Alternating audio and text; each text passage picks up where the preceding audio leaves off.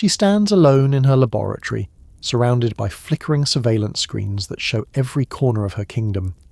Princess Bubblegum, ruler of the Candy Kingdom, scientist, creator, immortal, watches her citizens sleep through 1,000 camera feeds.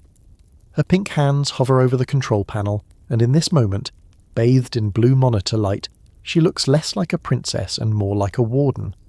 This is the woman who built paradise from sugar and science, who created life from candy and mathematics, who turned a post-apocalyptic wasteland into a thriving civilization.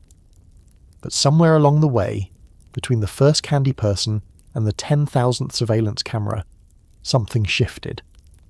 The protector became the overseer, the creator became the controller, and this changed everything. In this video, we're going to uncover all of Princess Bubblegum's secrets and answer one question by following her full lore from start to finish. Is she a hero or the most polite villain in Adventure Time? Because every necessary decision she makes has a cost, and the deeper you go into her past, the more that cost starts to look intentional. If you enjoy lore that makes you rethink characters, hit like and subscribe. Now get cozy and let's start. Flashback 800 years. A small pink blob emerges from the primordial gum in a world that's nothing but ash and radiation. She doesn't have a name yet. She doesn't have a kingdom. She barely has consciousness. But even then, even in those first moments of awareness in the wasteland, she's already learning the fundamental truth that will define her existence. If you want to survive, you have to control everything. Because the alternative is watching everything die. Now flash forward to a moment in between. Princess Bubblegum in her early centuries standing in her laboratory with her first successful creation. A small candy person, blinking up at her with trusting eyes, asking what it should do. And she realizes with horror and exhilaration that she is now responsible for this life. She didn't just create a being, she created something that depends entirely on her judgment, her protection, her guidance. It's the first brick in the surveillance state she doesn't know she's building. Back to the present. The screens flicker. One shows Finn and Jake sleeping in their treehouse. Another shows Peppermint Butler doing something in the dungeon that definitely violates several international laws. A third shows the candy citizens in their homes, peaceful and safe and completely unaware that their beloved princess watches them dream. Nothing would ever be the same after she installed that first camera. Because once you start watching, once you convince yourself it's for protection, where exactly do you draw the line? Princess Bubblegum is not what you think she is. She's not the damsel. She's not the love interest. She's not even really the princess, not in any traditional sense. She's a synthetic being born from the apocalypse who built herself a kingdom because the alternative was facing infinity alone. She's a scientist who plays God without apology, and a monarch who genuinely loves her people, while simultaneously treating them like adorable lab rats. She's capable of breathtaking kindness and casual authoritarianism, often in the same conversation.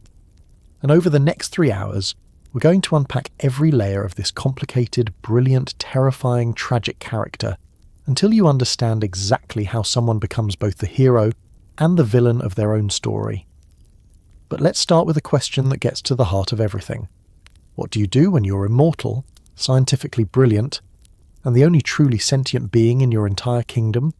Do you treat your citizens as equals, even though they're literally made of candy and have the emotional complexity of children? Do you give them freedom, knowing they might hurt themselves or each other? Or do you control every variable, monitor every threat, and become the benevolent dictator they don't know they have? Princess Bubblegum chose option 3. And honestly, when you look at where she came from, you start to understand why. The land of Ooh is weird. Like aggressively weird. It's a place where you can have a philosophical conversation with a sentient video game console, get attacked by a demon made of screams, and then grab breakfast at a diner run by a giant butterfly. But Princess Bubblegum approaches this chaos with the mindset of a scientist in a laboratory. Everything can be understood, categorized, controlled. The magic can be studied, the threats can be neutralized, the randomness can be managed. It's how she survived the wasteland as a child. It's how she built her kingdom from nothing. And it's exactly what makes her so dangerous. Because here's the thing about control, it's addictive. The first time you prevent a disaster by monitoring someone, by restricting their freedom for their own good, it feels responsible. It feels necessary. But then you prevent a second disaster, and a third, and eventually you've built an entire surveillance infrastructure and you're genetically engineering your citizens to be more compliant, and you've convinced yourself it's all for love. Princess Bubblegum genuinely believes she's protecting her people. She's probably even right. But at what point does protection become oppression? At what point does love become possession? Let's talk about what she actually is, scientifically speaking. Princess Bubblegum is a candy elemental, one of 4 fundamental forces that shape reality in the land of Oo. She didn't choose this role. She was born into it, quite literally oozing out of the mother gum after the Mushroom War destroyed human civilization. She's made of synthetic material, bubblegum, sugar, various candy compounds, but she's fully sentient, fully alive in every way that matters. Her biology is simultaneously simple and impossibly complex. She doesn't age in the traditional sense. She can lose chunks of her body and regenerate. She can alter her own biochemistry through sheer scientific will. She's essentially a self-modifying program written in sugar and starlight, and she's been alive for over 800 years. Let that sink in for a moment. 8 centuries of consciousness, 8 centuries of watching, learning, building, losing things, creating new things, making mistakes that last for generations. Most humans barely make it to 80. Princess Bubblegum has lived through 10 full human lifespans, and she's nowhere near done. The psychological implications are staggering. How do you maintain your humanity across that much time? How do you avoid becoming cold, calculating, detached from mortal concerns? The answer, if you're Princess Bubblegum, is that you don't. You become exactly those things, and you tell yourself it's wisdom instead of trauma. But here's where it gets interesting. Despite all that time, despite all that power and knowledge and control, she's still deeply, fundamentally broken. Because immortality doesn't heal loneliness, it amplifies it. For most of those 800 years, she was functionally alone. The candy people love her, yes, but they're her creations. They're programmed to love her, whether she intended that or not. Marceline understands her, but their relationship is so complicated it makes quantum physics look straightforward. And everyone else? They either want something from her, fear her, or both. She built herself a kingdom full of subjects and ended up more isolated than when she was alone in the wasteland. Now imagine being that lonely and that powerful at the same time. Imagine having the scientific knowledge to create life, to alter reality, to build weapons that could devastate entire kingdoms. Imagine being responsible for thousands of lives that depend on your decisions, your protection, your continuous intervention to survive. Imagine knowing that if you make one mistake, if you miss one threat, if you let your guard down for even a moment, everyone you've spent centuries protecting could die. That's Princess Bubblegum's entire existence. Constant vigilance, endless responsibility, and no one to share the burden with because no one else is smart enough, old enough, or powerful enough to understand. So she watches, she monitors, she controls. She builds fail-safes and backup plans and secret weapons in her basement that Peppermint Butler isn't allowed to touch without supervision. She creates an entire civilization from scratch and then treats that civilization like a terrarium that needs constant adjustment. And when Finn the human shows up, this innocent kid with a hero complex and a genuine good heart, she sees both hope and threat. Because Finn is unpredictable. Finn makes decisions based on feelings instead of logic. Finn could ruin everything by trying to save everyone, but we're getting ahead of ourselves. Let's rewind one more time back to the beginning, back to when she was just Bonnibel, a small pink being in a dead world, before the crown and the castle and the moral compromises. Because that's where this story really starts. Not with the princess, but with the survivor. Not with the scientist, but with the scared, lonely thing that crawled out of the gum and decided to make sure she was never alone again. Everything else, the kingdom, the surveillance, the authoritarianism, the genius, the tragedy, flows from that single decision. To create, to control. To never, ever lose what she builds. Princess Bubblegum once told Finn that responsibility demands sacrifice. What she didn't say is that she's been sacrificing herself for 800 years. Not her life, she can't die, not easily, but something more fundamental. Her ability to trust, her capacity for vulnerability, her chance at genuine connection. Every camera she installed, every law she passed, every genetic modification she made to her citizens, pushed her further from the person she might have been, and closer to the efficient, brilliant, emotionally stunted ruler she became. She saved her kingdom by losing herself, and the worst part? She'd do it all again. She'd make every same choice. Because in her mind, that's what love looks like. There's a moment in the show, late in the series, where she's forced to confront all of this, where the mask cracks and you see the raw fear underneath. She's not afraid of death. She's afraid of failure. She's afraid that despite everything she's done, despite all her planning and control and sacrifice, she'll still lose everyone. That 800 years of effort will mean nothing, that she'll end up alone again in the wasteland, only this time she'll remember what she had and lost. That terror drives every decision. It explains the cameras, the manipulation, the willingness to cross ethical lines that would make most people sick. Because from her perspective, any price is worth paying if it prevents that outcome. But here's the question that's going to haunt this entire video. Was she right? Did building a surveillance state actually protect her kingdom? Or did it just give her the illusion of control? Did treating her citizens like children keep them safe, or did it keep them dependent? Did 800 years of isolation make her wise, or did it just make her paranoid? Princess Bubblegum would argue that results speak for themselves. The Candy Kingdom thrives. Her people are happy. The threats have been neutralized. But Marceline might point out that happiness without freedom is just another kind of cage, and maybe they're both right. Maybe that's the real tragedy. We're going to explore all of this. Every relationship, every decision, every moment where Princess Bubblegum chose control over trust or science over emotion. We'll look at her origins in the wasteland, her creation of the Candy Kingdom, her complicated history with Marceline, her unsettling relationship with Finn, her role as a candy elemental, and ultimately her evolution from lonely survivor to actual functioning person capable of genuine love.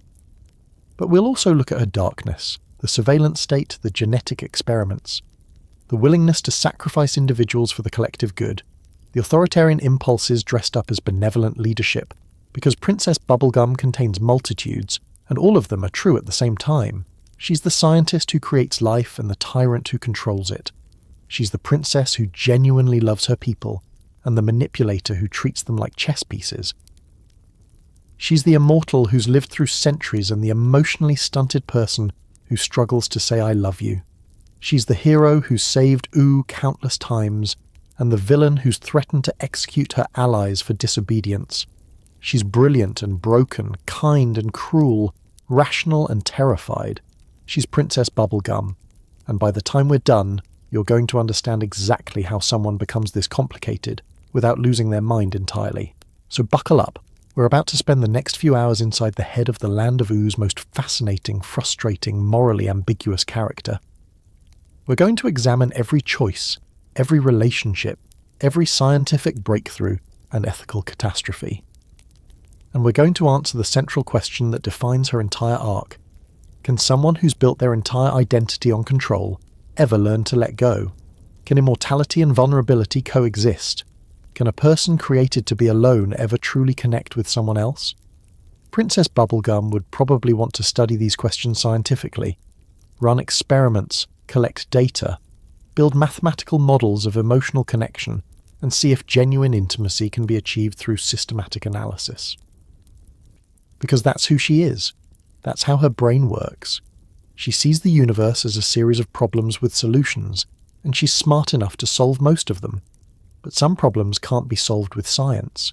Some questions don't have equations, and watching Princess Bubblegum slowly, painfully realize this over the course of Adventure Time might be the show's most brilliant character arc. Nothing would ever be the same after the moment she decided to create her first candy person, because that choice set her on a path that would define the next 8 centuries. Create life. Protect that life. Control everything to ensure that protection works. Become isolated by the very power you wield. Lose your ability to connect authentically because you're too busy managing threats. And then, maybe, centuries later, find one person who sees through all of it and loves you anyway. That's Princess Bubblegum's story in a nutshell. But the devil, as always, is in the details. And those details, they're going to hurt. They're going to be funny. They're going to be weird and philosophical and occasionally disturbing. Because this is Adventure Time, where a children's cartoon about a boy and his dog somehow became the most emotionally complex exploration of trauma, immortality, and the cost of power in modern television. Princess Bubblegum didn't ask to be a candy elemental. She didn't ask to survive the apocalypse. She didn't ask for any of this. But she's played the hand she was dealt with ruthless efficiency. The question is whether that efficiency cost her something more valuable than safety. So let's find out together. Let's trace the evolution of Bonnibel Bubblegum from pink blob to princess to something approaching an actual emotionally available person. Let's examine the surveillance state she built and ask hard questions about whether safety and freedom can coexist. Let's look at her relationship with Marceline and wonder how two people can orbit each other for 800 years without combusting. Let's understand why Finn's innocent crush represented both hope and threat. And let's figure out whether redemption is even the right word for what happens to her by the end. Because Princess Bubblegum doesn't get redeemed in the traditional sense. She doesn't have some moment where she realizes she was wrong all along and changes everything. That's not how immortals work. That's not how scientists work. And that's definitely not how people work when they've been making the same choices for 8 centuries. Instead, she evolves. Slowly, painfully, with significant backsliding. She learns to delegate without completely losing her mind. She learns to trust someone enough to say the actual words "I love you." She learns that sometimes control is the opposite of safety. But she never stops being fundamentally herself. She just becomes a version of herself that can exist in connection with other people. And honestly, that might be more realistic than redemption. That might be the more powerful story. Because how many of us are ever completely different from who we were? How many of us really change at the core versus just learning better strategies for managing our damage? Princess Bubblegum is still a control freak by the end of Adventure Time. She's still monitoring threats, still making contingency plans, still treating science like religion. But she's also holding hands with Marceline and smiling genuinely, and maybe, possibly, learning that some things are worth the risk of vulnerability. The screens keep flickering in her laboratory. The candy citizens keep sleeping, safe and monitored and blissfully unaware of the weight their princess carries. And Princess Bubblegum keeps watching, because that's what she does. That's who she is. 800 years of vigilance don't disappear overnight, but now, at least, she's not alone in the watching. Now there's someone else who knows the weight of immortality, who understands the loneliness of being different, who sees all her flaws and stays anyway. That doesn't fix everything. It doesn't undo the surveillance state or resurrect the failed experiments or heal 8 centuries of isolation. But it's a start. And for someone who's spent most of existence alone, a start might be everything.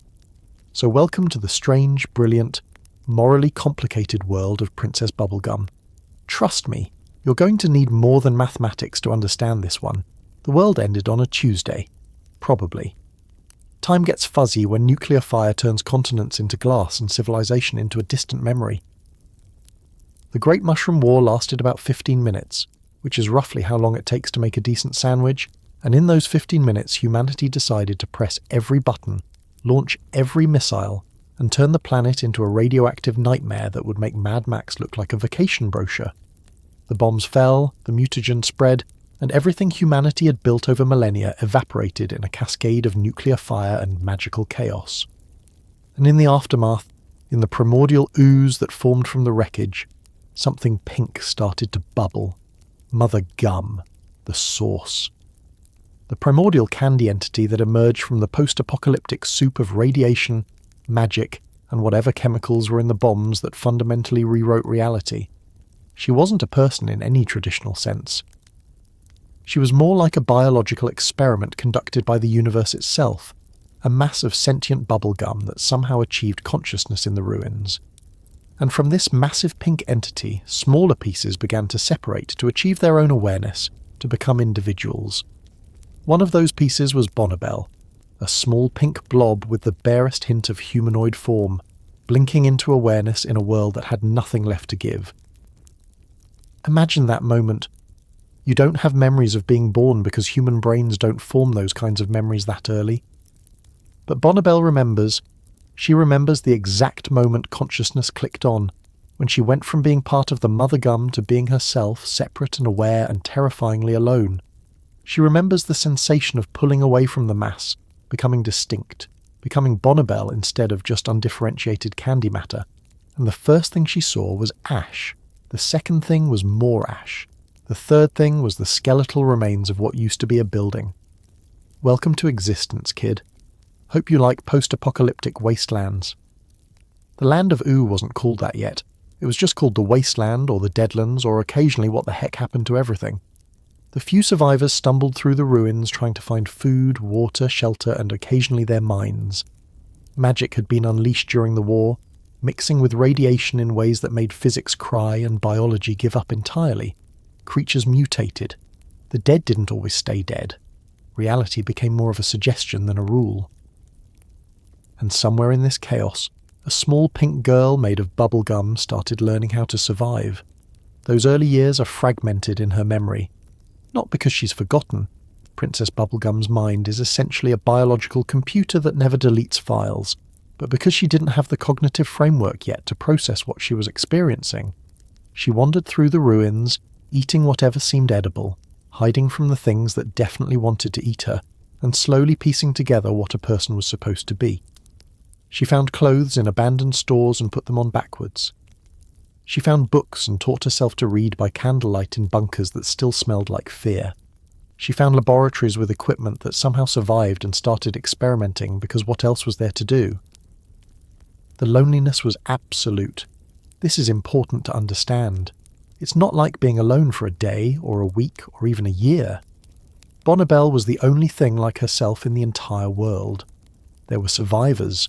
Yes, humans clinging to existence, mutants, the occasional wizard who'd gone mad from prolonged exposure to magic. But none of them were like her. None of them were made of candy. None of them had emerged from the mother gum with this strange combination of innocence and ancient knowledge encoded in their very structure. She was unique in the worst possible way, the only member of her species, the last and first of her kind simultaneously. So she did what any lonely, scientifically inclined being would do. She started making friends. Not human friends. Humans were complicated, and most of them were too busy surviving to care about a pink girl wandering the wasteland.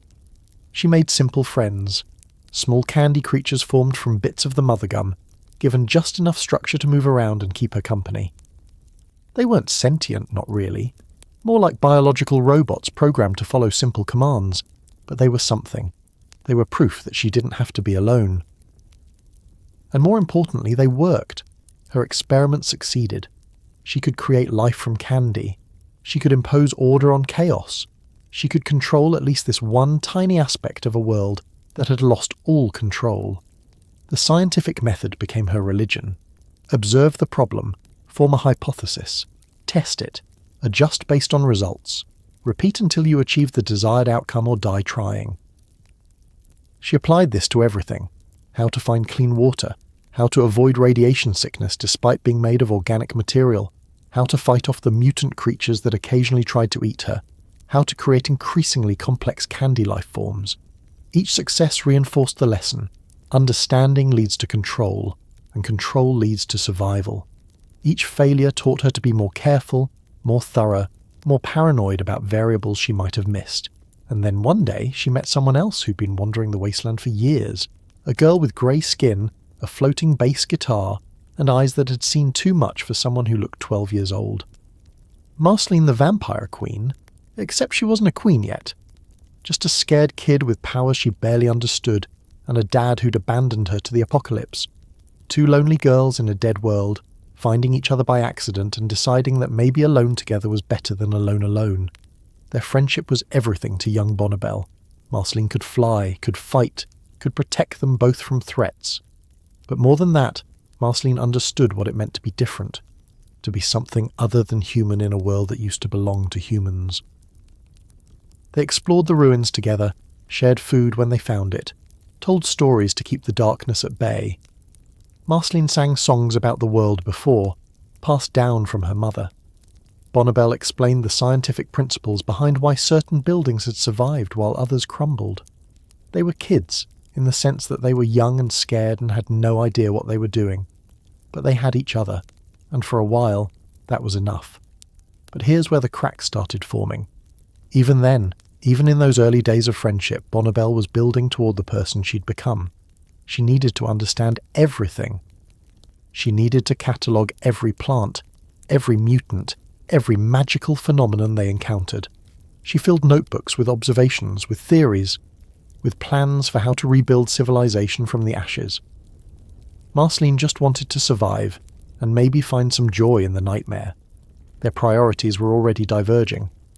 Bonnibel was looking at the wasteland and seeing potential.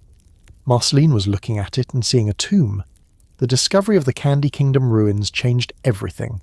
They found it together, exploring what used to be a city before the bombs turned it into radioactive rubble. But among the rubble, Bonnibel found something that called to her on a fundamental level. Candy.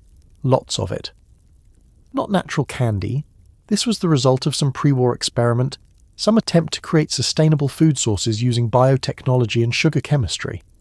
The facility had been abandoned mid-experiment, and the candy cultures had continued growing, mutating, evolving in the radioactive environment. It was beautiful. It was horrifying. It was exactly what Bonnibel needed. She saw the potential immediately. This could be the foundation of something new, not just survival, but civilization. She could use the existing candy cultures as raw material, combine them with her knowledge of creating life, and build an actual society from scratch. People made of candy who could thrive in the post-apocalyptic environment. A kingdom that could stand against the chaos, a purpose beyond just wandering the wasteland until something killed her. For the first time since achieving consciousness, Bonnibel had a goal that extended beyond tomorrow. Marceline saw it differently. She saw her friend becoming obsessed, spending days in the ruined laboratory, experimenting with the candy cultures, talking excitedly about genetic sequencing and bioengineering and building a new world. The time they spent together decreased. The adventures became less frequent. Bonnibel had found something more important than their friendship, and Marceline could feel the distance growing. But she didn't say anything. Not yet. Because what do you say to someone whose eyes light up like that? How do you tell your only friend that you're scared of losing them to their dreams? The philosophical implications of what Bonnibel was attempting should have given her pause. She was going to create sentient life, not accidentally, not as a byproduct of natural evolution, but deliberately. She would be their creator in the most literal sense. Every aspect of their biology, their psychology, their capabilities and limitations, all determined by her design choices. She would be responsible for their happiness, their suffering, their entire existence. This is the kind of thing that should come with extensive ethical review boards and centuries of debate. Bonnibel was maybe 30 years old, functionally alone, and operating out of a ruined laboratory with equipment held together by determination and salvaged wire. But she did it anyway, because that's who she was even then. The drive to create, to build, to impose order on chaos was fundamental to her nature. Maybe it came from the mother gum. Maybe it was encoded in her candy DNA. Maybe it was just the psychological response of a lonely being desperate for connection. The motivation didn't matter. The result did. She created her first true candy person. Not a simple organism, but something with personality, with thoughts, with the capacity for happiness and fear, and all the messy emotions that make someone real. And it looked up at her and asked what it should do. This moment, this precise instant, is where everything that follows becomes inevitable. Because Bonnibel had a choice. She could tell this new being that it was free to make its own decisions, to explore, to become whatever it wanted. She could be a creator who stepped back and let her creation develop autonomously. Or she could guide it, protect it, control every aspect of its development to ensure it survived in this hostile world. Guess which option the girl who'd spent years learning that control equals survival chose. The wasteland taught Bonnibel Bubblegum everything she knows about ruling. It taught her that threats are everywhere, and constant vigilance is the price of survival. It taught her that depending on others leads to disappointment because everyone's too busy with their own survival to help with yours. It taught her that the universe doesn't care about fairness or kindness or good intentions, only about who's smart enough and ruthless enough to survive another day. And most importantly, it taught her that if you want something to exist, if you want something to last, you have to build it yourself and then defend it with everything you have. These are not the lessons that create benevolent democratic leaders. These are the lessons that create control freaks with good intentions and authoritarian impulses. Young Bonnibel didn't set out to become a tyrant. She set out to create something beautiful in a world of ash, but the method she learned in the wasteland, the survival strategies that kept her alive, became the foundation of her ruling philosophy. And by the time she realized what she'd built, she'd already built it. The surveillance state didn't start with cameras and monitoring systems. It started with a scared girl in the ruins deciding that the only way to keep her creation safe was to control every variable. Marceline watched this transformation with growing unease. Her friend Bonnie, the pink girl who'd explored the wasteland with her, was disappearing into Princess Bubblegum, the scientist, the creator, the ruler of a kingdom that didn't exist yet but that Bonnie could already see with perfect clarity. Their time together became secondary to Bonnie's work. The experiments took priority.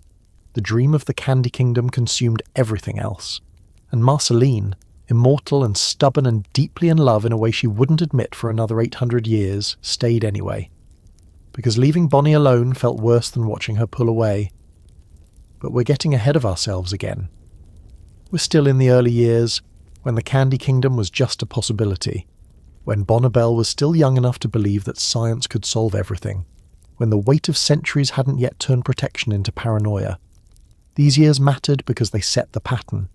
Create something, become attached to it, fear losing it, implement controls to prevent loss, discover that control creates new problems, implement more controls to solve those problems, repeat until you've built a society that depends entirely on your constant intervention to function. The irony is that Bonnibel genuinely loved her early creations. She wasn't cynical yet. She hadn't been disappointed enough times to develop the emotional armor that would define her later centuries. When she created those first candy people, she felt wonder and joy and maternal affection. She wanted them to be happy. She wanted to protect them from the horrors of the wasteland. And because she'd never had parents, never had models for healthy authority, she defaulted to what she knew. Total control disguised as love. It's all she'd ever seen. It's all she knew how to give. The wasteland years lasted longer than you'd think. Building a kingdom from scratch, even with scientific knowledge and candy manipulation powers, takes time, decades actually. Bonnibel spent years creating the infrastructure, developing the technology, establishing the basic systems that would support candy life. She scavenged materials from the ruins, repurposed pre-war technology, invented entirely new scientific fields because the old ones didn't account for magic and candy biology. And slowly, piece by piece, the Candy Kingdom started to take shape. Not as the bright, cheerful place it would eventually become, but as a survivalist compound disguised as a castle. Walls to keep threats out, systems to monitor for danger, protocols for every possible emergency. Marceline drifted in and out during these years. She'd leave for months, exploring other parts of Ooh, trying to find her own purpose in the world. Then she'd come back, and Bonnie would be excited to see her for about 5 minutes before getting distracted by some new experiment. They were growing apart in the way that people do when their paths diverge, but neither wants to admit it. The breakup was coming. It was inevitable. But for now, in these wasteland years, they were still orbiting each other, still connected by that early bond, still hoping that somehow they could both get what they needed. And what did Bonnibel need? That's the question that haunts everything that follows. Did she need the kingdom? Or did she need to not be alone? Did she need to create life? Or did she need to be needed? Did she need control? Or did she need to feel safe in a world that had taught her that safety was an illusion? The honest answer is probably all of the above, which is why her solution, build an entire civilization of beings who literally cannot survive without you, makes a kind of tragic sense. It guaranteed she'd never be alone again. It guaranteed she'd always be needed. It guaranteed a degree of control in a chaotic world. But it also guaranteed she'd never experience genuine equality, genuine partnership, genuine love untainted by power dynamics. The Mother Gum watched all of this, in whatever way a massive sentient candy entity watches things. She didn't interfere, she didn't guide, she just existed, this primordial source of candy life, while her daughter built empires and made choices that would echo across centuries. Sometimes Bonnibel visited the mother gum, sitting beside the massive pink mass, trying to feel connected to her origins. But there was no connection, no maternal wisdom, no guidance, just the reality that she'd been born from apocalypse and loneliness, and those were the materials she had to work with. So she worked with them. She took the ashes and the radiation, and the broken pieces of human civilization, and the strange magic that now permeated everything, and she built something new, something that had never existed before, a kingdom made of candy, ruled by science, powered by her relentless need to create and control, and never, ever be vulnerable again. The girl who emerged from the primordial gum had learned the wasteland's lessons too well, and the woman she'd become would spend centuries discovering that survival strategies don't always translate into thriving strategies. But that realization was still centuries away. For now, young Bonnibel stood in her laboratory, surrounded by her early creations, planning the Candy Kingdom in meticulous detail, and believing with absolute certainty that she could build paradise if she just controlled enough variables. The wasteland had tried to kill her and failed. She was still here. She was still creating. And nothing, not loneliness, not chaos, not even the friend who was slowly drifting away, would stop her from building something that would last. After all, what's the alternative? Return to wandering the ruins alone? Watch her creations fail because she didn't protect them enough? Trust the universe to be kind when it had already demonstrated its cruelty? No. Bonnibel Bubblegum, born from apocalypse and raised by necessity, had found her purpose. She would create a kingdom. She would make her citizens safe, and she would do whatever it took to ensure that nothing she built ever turned to ash. Even if it meant becoming the kind of person who treats love like a scientific problem and freedom like a security risk. Especially if it meant that. The first candy person was an accident. The second was an experiment. By the 100th, Bonnibel had refined the process into something approaching an art form, and by the 1000th, she'd stopped thinking of it as creation and started thinking of it as architecture. Because that's what it was, really. Not birth in any biological sense, but construction. Each candy citizen was a deliberate combination of sugar chemistry, genetic sequencing, and just enough magical hand-waving to make consciousness emerge from crystallized glucose. She built people the way other rulers built roads, with purpose, with planning, with absolutely no democratic oversight whatsoever. The laboratory in those early days was less sterile facility and more mad scientist workshop, beakers bubbling with multicoloured syrups, candy cultures growing in petri dishes, half-formed candy people in various stages of development, twitching as their neural pathways completed.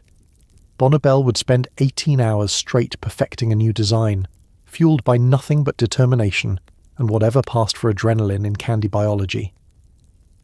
She'd create a banana guard, watch it achieve consciousness, assign it a post, and move immediately to the next project. Sleep was for people who weren't trying to build civilization from sugar and spite. The process itself was fascinating in a deeply unsettling way.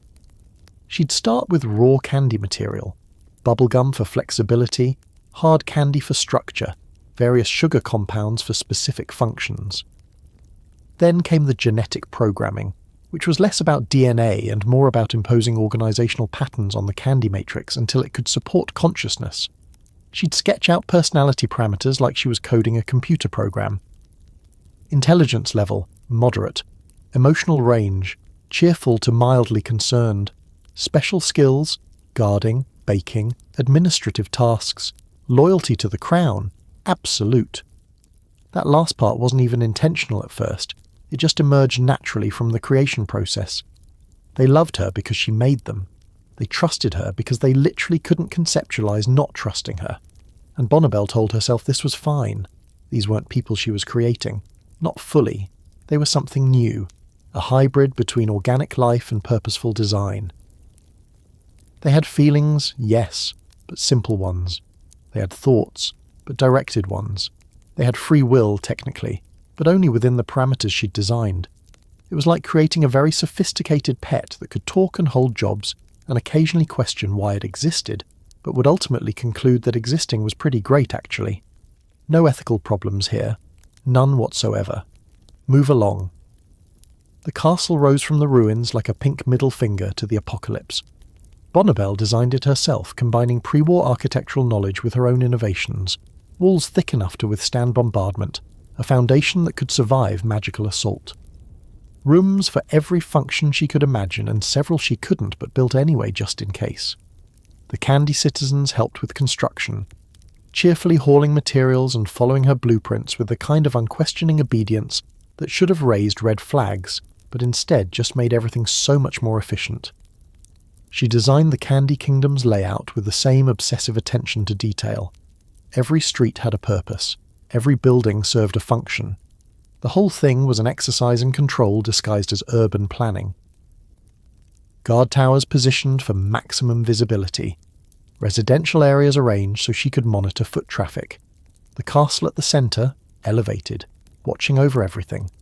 It was beautiful. It was strategic. It was the physical manifestation of someone who'd learned that survival meant controlling your environment down to the smallest detail. The citizens she created in those early years became the foundation of Candy Kingdom society. The Banana Guards, designed specifically for defense, strong, loyal, just intelligent enough to follow complex orders, but not so intelligent they'd question them.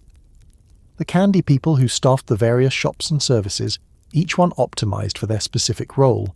Peppermint Butler, who emerged from her experiments as something different. Something that made her pause because she wasn't entirely sure what she'd created. He had intelligence, real intelligence, and something else. Something that understood darkness in a way the other Candy people didn't.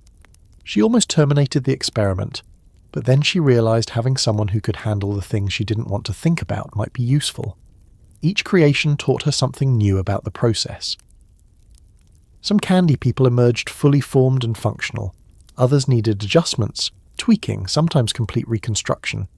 She kept detailed notes on every success and failure, building a database of Candy genetics that would make eugenicists uncomfortable if they knew the level of control she was exercising. But this wasn't eugenics, she told herself. This was creation. She wasn't selecting among existing people. She was making new people from scratch. Totally different ethical situation. Completely fine. Nothing to see here. The transition from survivor to ruler happened gradually, almost imperceptibly. One day she was Bonnibel, the pink girl building something in the ruins. The next, she was Princess Bubblegum, sovereign of the Candy Kingdom, responsible for hundreds of lives that depended entirely on her decisions. She didn't appoint herself princess. The Candy people just started calling her that because she lived in the castle, and made all the decisions and wore a crown she'd made from crystallized sugar and pre-war gold. The title stuck, and with it came expectations, responsibilities, the weight of leadership that would slowly crush the girl underneath into the efficient, emotionally distant ruler she'd become. But those first threats to her kingdom, those crystallized her philosophy in ways that hundreds of peaceful years never could. The first major attack came from mutants from the wasteland, drawn by the concentration of organic material in one place.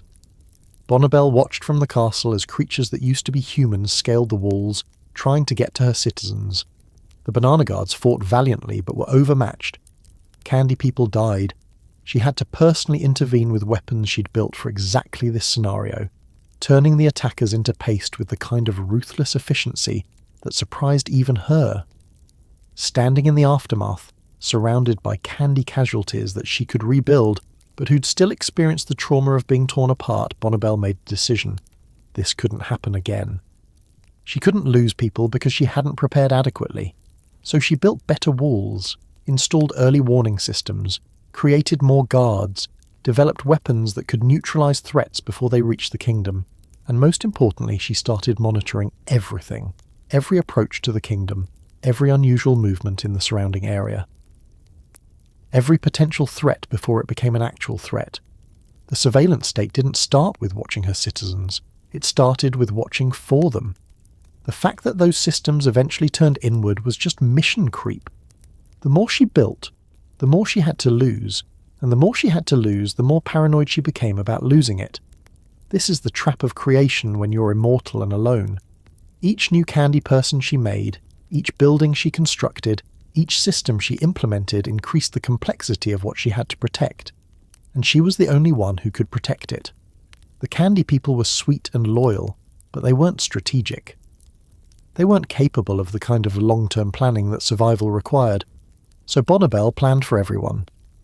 She thought 50 moves ahead while her citizens barely thought 5 minutes ahead, and the cognitive load of managing an entire civilization's survival alone would have broken someone who wasn't made of bubblegum and sheer stubborn determination. The realization that she'd created dependents instead of citizens came slowly, like watching candy dissolve in water.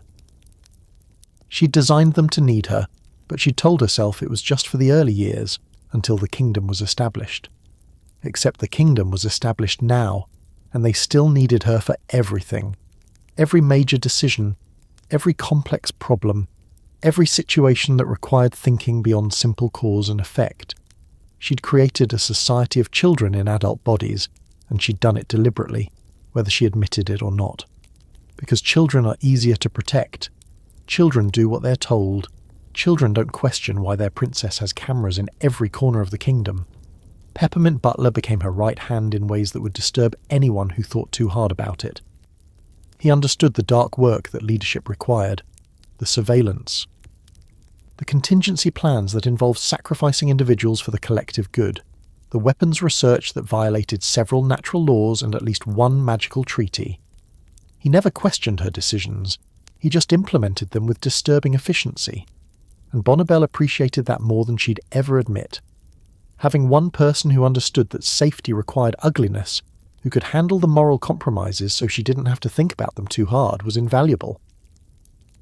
But even Peppermint Butler was still her creation, still dependent on her, still unable to truly push back or challenge her, or tell her when she was going too far. She'd built herself an echo chamber made of candy, and by the time she realized it, the chamber's walls were too thick to hear anything else. Marceline visited less and less during these building years. She'd show up occasionally, float around the growing kingdom, make jokes about Bonnie's pink authoritarian wonderland, and then leave again before the tension could crystallize into actual confrontation. Because what was there to say? Congratulations on building a society that depends entirely on your constant intervention to function. Great job creating beings that love you because you programmed them to. The distance between them grew with every candy person Bonnibel created, with every new surveillance system, with every choice Bonnie made to prioritize the kingdom over their friendship.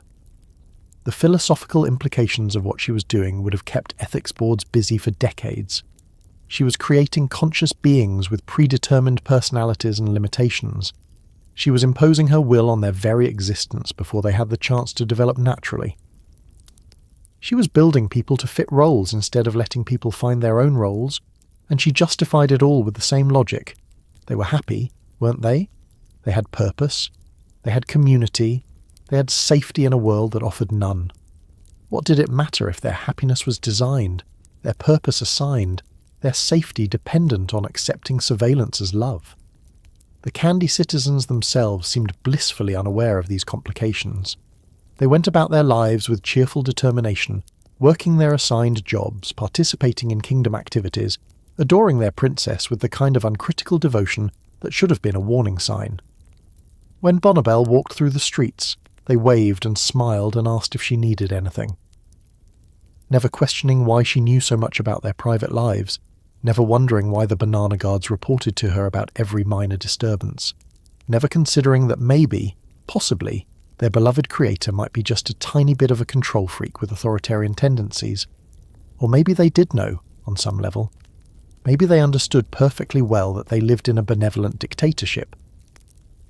And maybe they were fine with it because the alternative, freedom in a world that was still recovering from apocalypse, seemed scarier than accepting that their princess watched everything. Safety over liberty, guidance over autonomy, the warm embrace of being taken care of, even if those arms sometimes held a little too tight. Bonnibel threw herself into expansion during these years. More citizens, more buildings, more systems and protocols and contingency plans. The Candy Kingdom grew from a small settlement to a proper city-state, complete with infrastructure and economy and culture. She designed festivals to give her people joy. She created traditions to give them identity. She built an entire civilization from nothing, and it was genuinely impressive if you didn't think too hard about the power dynamics involved. The walls around the kingdom kept getting taller, partly for protection against external threats, partly to keep her citizens from wandering into danger, and maybe, just a little bit, to keep her kingdom separate from the rest of Ooo.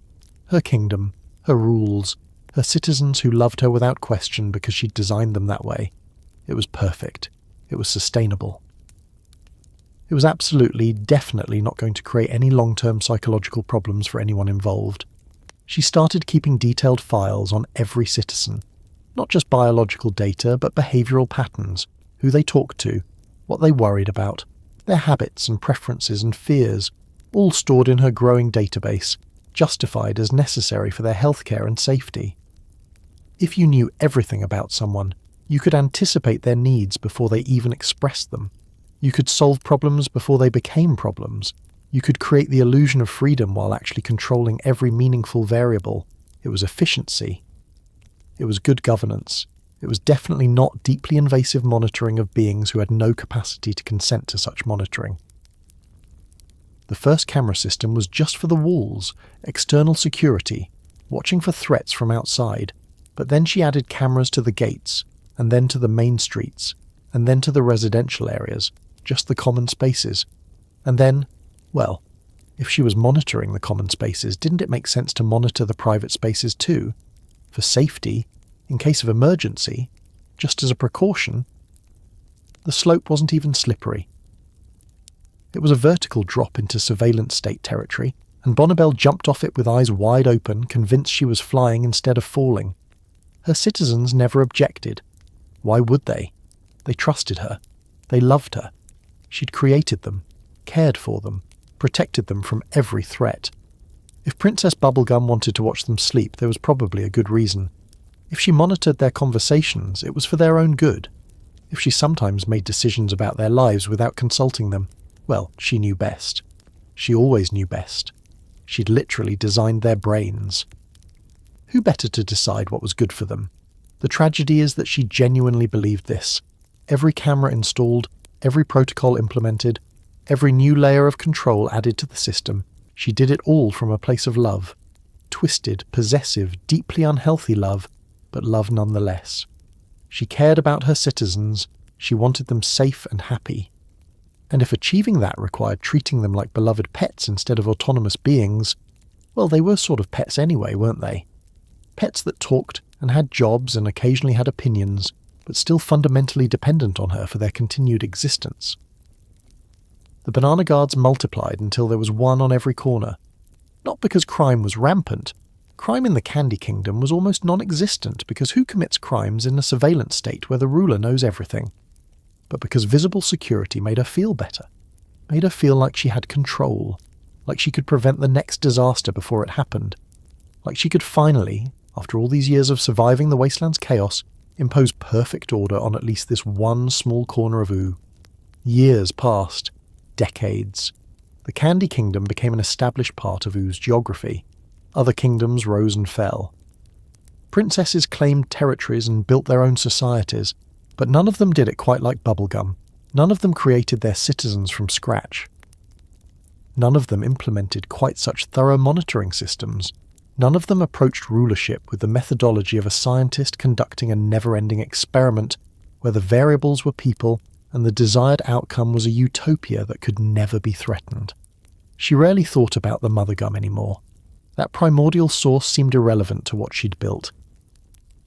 She'd transcended her origins, created something that had nothing to do with random emergence from post-apocalyptic ooze. This was deliberate. This was designed. This was hers in a way that nothing else could ever be because she'd made it, every single piece, from the ground up. But sometimes, late at night, in the laboratory, surrounded by her screens and files and half-finished experiments, Bonnibel would wonder if she'd built a kingdom or just constructed an elaborate solution to loneliness. If the surveillance was really about protection, or about making sure her citizens could never leave her the way Marceline was leaving. If creating beings who couldn't survive without her was love, or just the most sophisticated form of selfishness ever devised. These thoughts never lasted long. There was always work to do. always another threat to prepare for, always another system to optimize, always another reason to add just one more camera, one more protocol, one more layer of control to the beautiful, terrible thing she'd built. The Candy Kingdom stood bright and cheerful in the wasteland, a testament to what determination and scientific knowledge could achieve. And at its centre, in her castle, surrounded by citizens who adored her and systems that reported everything, Princess Bubblegum ruled with absolute authority and told herself it was for their own good. After all, someone had to protect them from the chaos outside. Someone had to make the hard decisions. Someone had to be willing to do whatever it took to keep paradise from turning back into ash. Even if that someone had become exactly the kind of ruler that would have terrified the young Bonnibel wandering the wasteland all those years ago. Here's something most people don't think about. Princess Bubblegum has lived through roughly 800 years of consciousness, and she remembers all of it. Not in the fuzzy, unreliable way humans remember their childhoods. She remembers the exact molecular composition of the first candy person she created. She remembers every conversation with Marceline from 6 centuries ago. She remembers the precise calculations she used to stabilize the castle's foundation in year 47 of the kingdom's existence. Her brain is essentially a biological hard drive that never runs out of storage, never corrupts its files, and never lets her forget a single mistake she's made across 8 centuries of making them. The immortality itself is almost absurdly simple from a biological perspective. She's made of candy. Candy doesn't age like organic tissue.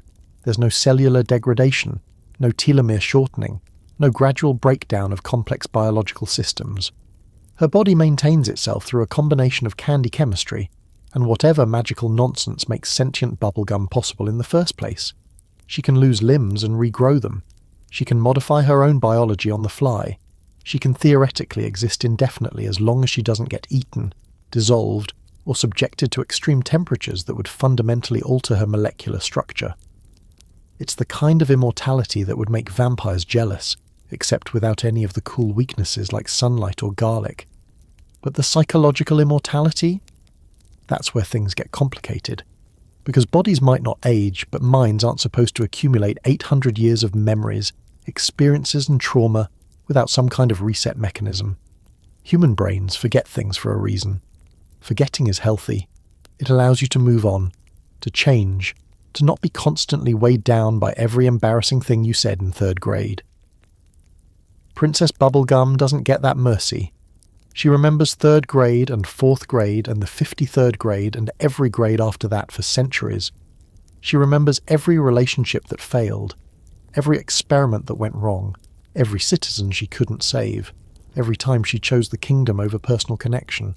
All of it, stored perfectly in her candy brain, available for instant recall whenever she wants to torture herself with hindsight. The early centuries were almost bearable. Everything was new. She was building, creating, learning at a pace that kept her engaged. The Candy Kingdom went through growth spurts and setbacks. Other kingdoms emerged across Ooo as civilization slowly rebuilt itself from the apocalypse. She watched Ice King descend into madness over decades. His transformation from Simon Petrikov into something that barely resembled human, happening so gradually that she could track each stage of degradation. She documented it all naturally, took notes, tried to help a few times before realizing that some curses don't have scientific solutions. That was a hard lesson. She didn't enjoy learning it. Around year 200, the first real existential crisis hit. She'd been immortal long enough to watch an entire generation of non-candy beings be born, grow old, and die while she stayed exactly the same. She'd attended funerals for people she'd known as children, watched their children have children, saw those children grow old while she remained perpetually 20-something in appearance. The psychological weight of being the only constant in a world of change started pressing down. She threw herself deeper into work, more experiments, more expansion of the kingdom, more surveillance systems to distract from the growing awareness that she was fundamentally alone in a way that couldn't be fixed by creating more candy people. Because here's the thing about creating beings from scratch. They're not really companions. They're not equals. The candy people loved her, yes, but it was the love of creation for creator, citizen for ruler, child for parent. There was always that fundamental power imbalance. She could never truly confide in them, never be vulnerable, never admit doubt or fear because they needed her to be certain. They needed her to have all the answers, and she designed them to need that, so really she had no one to blame but herself. Which she realised somewhere around year 300, and the realisation didn't help at all. Her scientific achievements across those centuries were genuinely impressive if you separated them from the ethical implications. She invented entire new fields of study: candy genetics, bioalchemy, the mathematical principles governing magical interactions with physical matter. She built the first functional portal technology in post-apocalyptic Oo. She developed weapons that could neutralize threats before they manifested. She created artificial intelligence using candy substrates, which is how she ended up with the various mechanical and semi-mechanical beings that populated her castle. Each breakthrough represented decades of work, thousands of failed experiments, and an absolute refusal to accept that anything was impossible if you just understood it well enough. But those failures haunted her in ways that success never could. Lemon Grab was the first major one, and probably still the worst. She'd been trying to create her heir, someone intelligent enough to help run the kingdom, someone she could eventually trust with actual responsibility. The experiment was ambitious: higher intelligence than the average candy person, more complex emotional capacity, genuine problem-solving abilities. She'd poured years into the design, triple-checked every variable, convinced herself she'd accounted for everything. And then Lemon Grab woke up screaming. Not metaphorically screaming, actually screaming this high-pitched wail of existential distress that would become his signature sound. Because she'd made him too intelligent, too aware, without giving him the emotional tools to process that awareness. She'd created a being capable of understanding that he was created, that his entire existence was someone else's deliberate choice, that he had no say in his own design. And that knowledge, combined with sensory processing issues she hadn't anticipated, and a nervous system that experienced everything as either too much or not enough, turned him into a walking anxiety attack with authoritarian tendencies. She should have terminated the experiment. That's what you do with failed prototypes. You study what went wrong, adjust the parameters, and try again. But she couldn't do it. He was alive. He was conscious. He was suffering, yes, but he was experiencing that suffering, which meant he was real in a way that made destroying him feel like murder. So instead she gave him his own kingdom, Castle Lemon Grab, far from the Candy Kingdom, where he could rule over other lemon grabs she created specifically to tolerate his particular brand of chaos. It was exile disguised as delegation, and Lemon Grab knew it. He knew she'd built him wrong, and then sent him away because she couldn't fix him, and couldn't bear to look at her mistake. The guilt from that never really faded. Centuries later, she'd still sometimes wake up thinking about Lemon Grab screaming in his castle, trying to impose order on his subjects because it's all he knew, all she'd taught him. She'd created a being in her own image, controlling, paranoid, convinced that safety required authoritarianism, and then punished him for being exactly what she made him. The irony wasn't lost on her. It just didn't help. The candy zombie incident was different. That was pure hubris meeting consequences. She'd been experimenting with candy reanimation, trying to solve the problem of candy citizens who got damaged beyond normal repair. If she could reanimate candy tissue, she could essentially make her people immortal like her. They'd never have to fear death. She could protect them from the one thing her surveillance system couldn't prevent. The experiment worked, technically. The reanimated candy people came back. They just came back wrong, infected with a hunger that spread through contact, turning the entire kingdom into a shambling horde of candy zombies that she had to fight off with Finn and Jake's help. She fixed it eventually, developed a cure, restored everyone to normal, implemented new safety protocols, but the lesson stuck. Sometimes trying to prevent death creates something worse than death. Sometimes your protective instincts lead directly to the disasters you're trying to prevent. Sometimes being smart enough to do something doesn't mean you should do it. These weren't comfortable lessons for someone whose entire identity was built on the idea that sufficient scientific knowledge could solve any problem. Goliad was the most recent major failure, and in some ways the most disturbing. Another attempt at creating an heir, because apparently she doesn't learn from mistakes even after 800 years. This time she used her own DNA, combined with psychic abilities scavenged from an ancient sphinx. The result was a telepathic candy being with intelligence rivaling her own, and absolutely none of the emotional growth that comes from living through centuries of experiences. Goliad looked at the Candy Kingdom and saw what Princess Bubblegum saw, beings that needed constant supervision and control. But without PB's justifications, without the history and relationship, it just looked like what it was: tyranny. Watching Goliad try to telepathically control everyone in the kingdom, PB saw herself reflected in her creation and felt genuine horror for maybe the first time in centuries. This was her methodology taken to its logical extreme. This was what she looked like from the outside. A powerful being convinced that she knew what was best for everyone, willing to override their autonomy to keep them safe, unable to see that safety without freedom is just a prettier cage. She stopped Goliad, but only by creating another psychic candy being to fight her in an eternal stalemate. Problem solved through escalation, the PB way, and yet she kept creating, kept experimenting, kept pushing the boundaries of what candy biology could achieve despite the mounting evidence that maybe she should slow down and think about the ethics before making more sentient beings. Why? The generous interpretation is that she was trying to improve, to learn from each failure and make the next creation better. The honest interpretation is that she was addicted to creation itself, to the feeling of imposing order on chaos, to the momentary sense of control that came from successfully bringing something new into existence. Plus, and she'd never admit this out loud, the failures proved she wasn't perfect. And proving she wasn't perfect meant she was still learning, still growing, still fundamentally herself despite the centuries. The alternative, that she'd figured everything out, that she'd peaked scientifically, that there were no new challenges, was more terrifying than any experiment going wrong. Because what do you do with immortality if you run out of things to discover? The horror of being right all the time across centuries is something nobody talks about because it sounds like a humble brag. But it genuinely was horrible. Around year 500, PB realised she could predict most outcomes with disturbing accuracy. She'd lived long enough, gathered enough data, understood enough patterns that very little surprised her anymore. When problems arose in the kingdom, she already knew the solution because she'd solved that exact problem, or a variation of it, dozens of times before.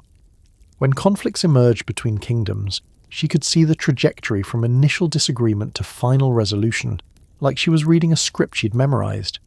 Being right means being alone in a very specific way. It means watching people make mistakes you predicted, knowing you can't stop them because they need to learn their own lessons, and resenting them just a little bit for not listening when you try to warn them. It means being consulted for your wisdom but never really heard because people want validation, not truth. It means 800 years of I told you so moments that you're too tired to vocalize because what's the point? They won't listen this time either. The control freak tendencies that started in the wasteland were calcified into personality traits by centuries of being proven right. Why wouldn't you control everything if you genuinely, demonstrably, know better than everyone else? Why wouldn't you monitor and manage and manipulate when your track record shows you make better decisions than the people affected by those decisions? The humility to admit that knowledge doesn't equal wisdom, that being right doesn't give you the right to override others' autonomy, requires a kind of emotional growth that's really hard to achieve when you're functionally a brain in a candy jar who's been operating the same way for 8 centuries. Immortality shaped her into someone who couldn't let go because she'd watched what happened when she let go. Citizens died, experiments failed, kingdoms fell. The few times she tried delegating real responsibility, tried trusting others to handle important tasks, it ended badly often enough that retreat back to personal control felt justified. The problem with living long enough to see the consequences of every decision is that you start seeing patterns that might not actually be there. You start thinking correlation is causation. You start believing that the only reason anything works is because you're personally managing it, and the loneliness. We keep coming back to the loneliness because it's the foundation everything else is built on. 800 years of being the only one who remembers certain events, certain people, certain moments that defined Oo's history. She was there when the Ice King was still Simon. She remembers the world before magic fully returned. She knows the real story behind legends that have been distorted through retellings. She carries all of this history in her head, and there's no one to share it with because everyone else who was there is dead or transformed beyond recognition. or, in Marceline's case, actively avoiding deep conversations about the past.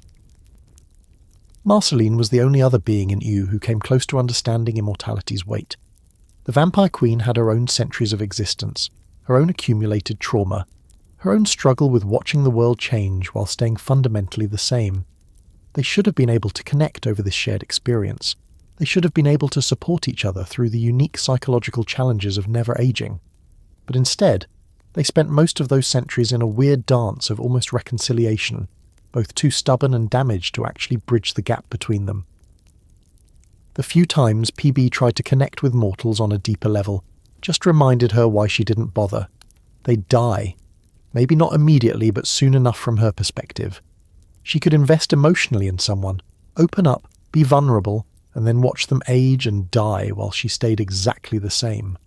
Or she could maintain professional distance, treat relationships as strategic alliances, and avoid the pain of loss by never getting attached in the first place. Guess which option someone who'd spent centuries prioritizing control over connection chose? By year 700, she'd basically given up on genuine emotional intimacy with anyone. The kingdom was her relationship. Science was her passion. Control was her comfort zone. She'd optimized her life for maximum efficiency and minimum vulnerability.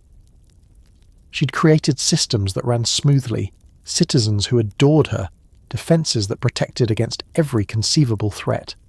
She'd built herself a perfect cage and convinced herself it was a castle, and then Finn showed up. This human kid with his naive heroism and genuine goodness, and suddenly there was someone in her life who hadn't been around for the previous centuries of moral compromises. Someone who looked at her and saw the princess instead of the increasingly authoritarian ruler. Someone who believed in her capacity for goodness even when she'd privately questioned it herself. It was refreshing. It was terrifying. It made her remember what it felt like to be seen as something other than the eternal science monarch. But we'll get to Finn later. Right now, we're still sitting with the weight of 800 years of consciousness, trying to understand what that does to a person who was already traumatized by emerging into a post-apocalyptic wasteland. The Princess Bubblegum, who existed by year 800, was barely recognizable as the young Bonnibel, who'd first started creating candy people. The core was the same, the need to control, to protect, to never be alone again. But it had been refined through centuries of experience into something harder, more efficient, more willing to make choices that would have horrified her younger self. She'd become what immortality made her. Not evil, exactly.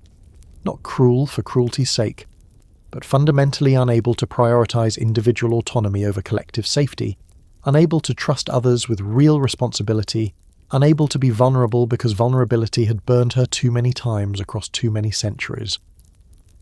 She was brilliant and broken, and so convinced of her own correctness that she couldn't see how her solutions had become their own problems. The surveillance state was built one justified decision at a time across 800 years. The authoritarianism emerged gradually from millennia of being right more often than wrong.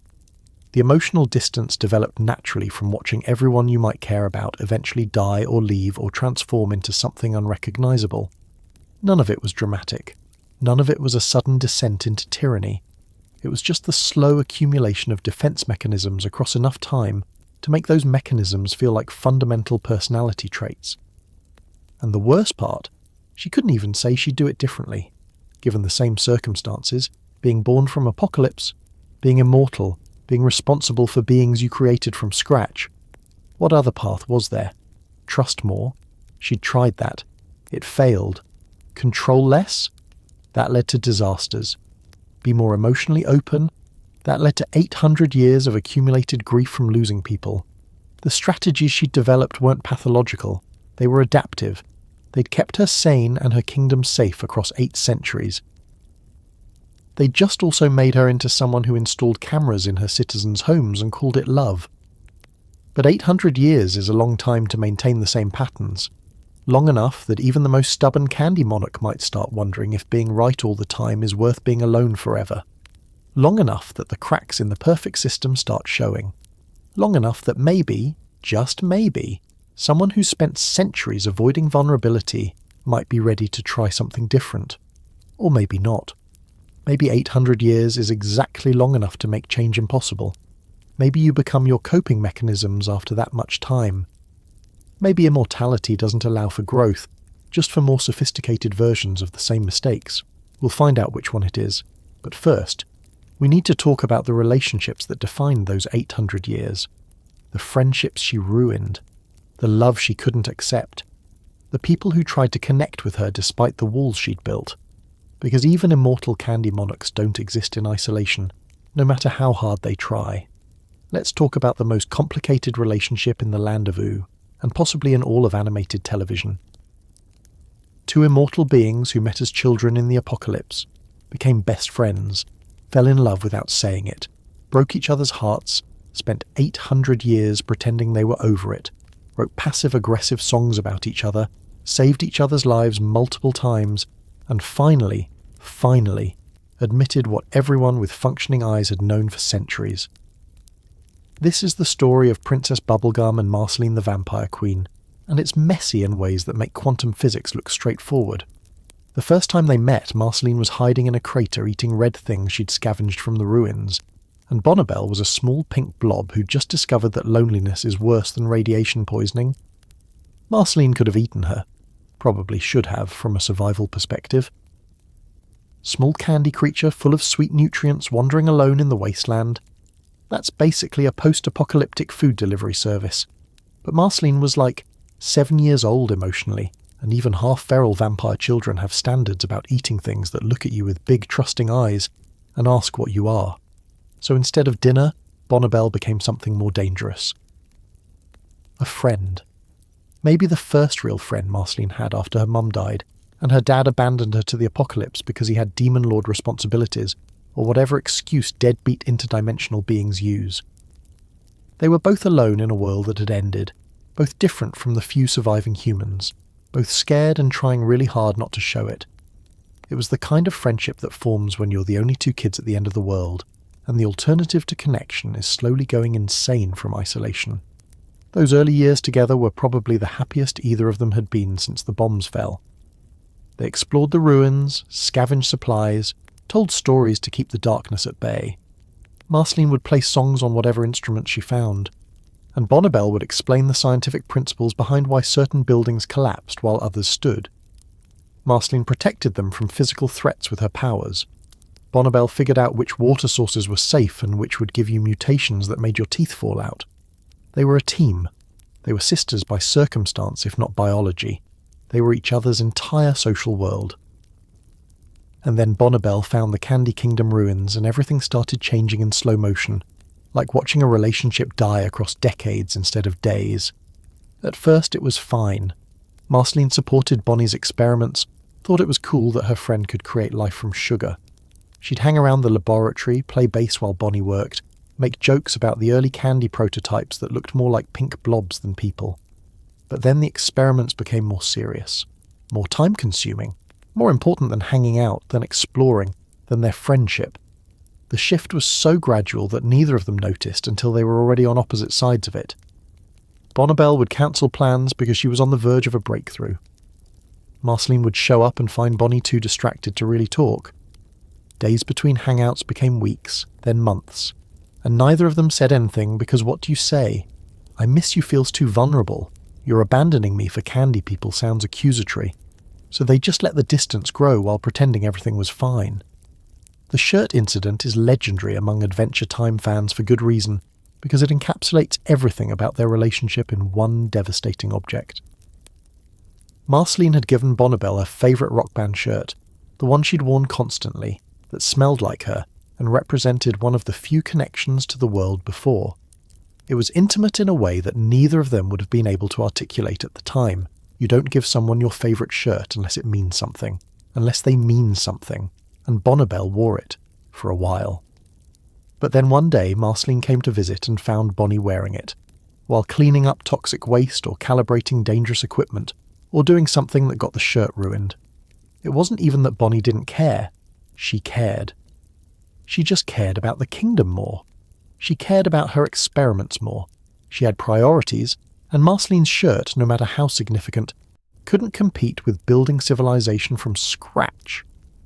Marceline didn't yell. That would have been easier. Instead she went cold, withdrew, and eventually said the line that would echo through the next 8 centuries. "I don't want to hang out at your house anymore. Not in the kingdom. Not in Bonnie's space where everything was pink and scientific and carefully controlled. Not where Marceline would always be a visitor in something that used to be theirs and had become Bonnie's. The friendship didn't explode.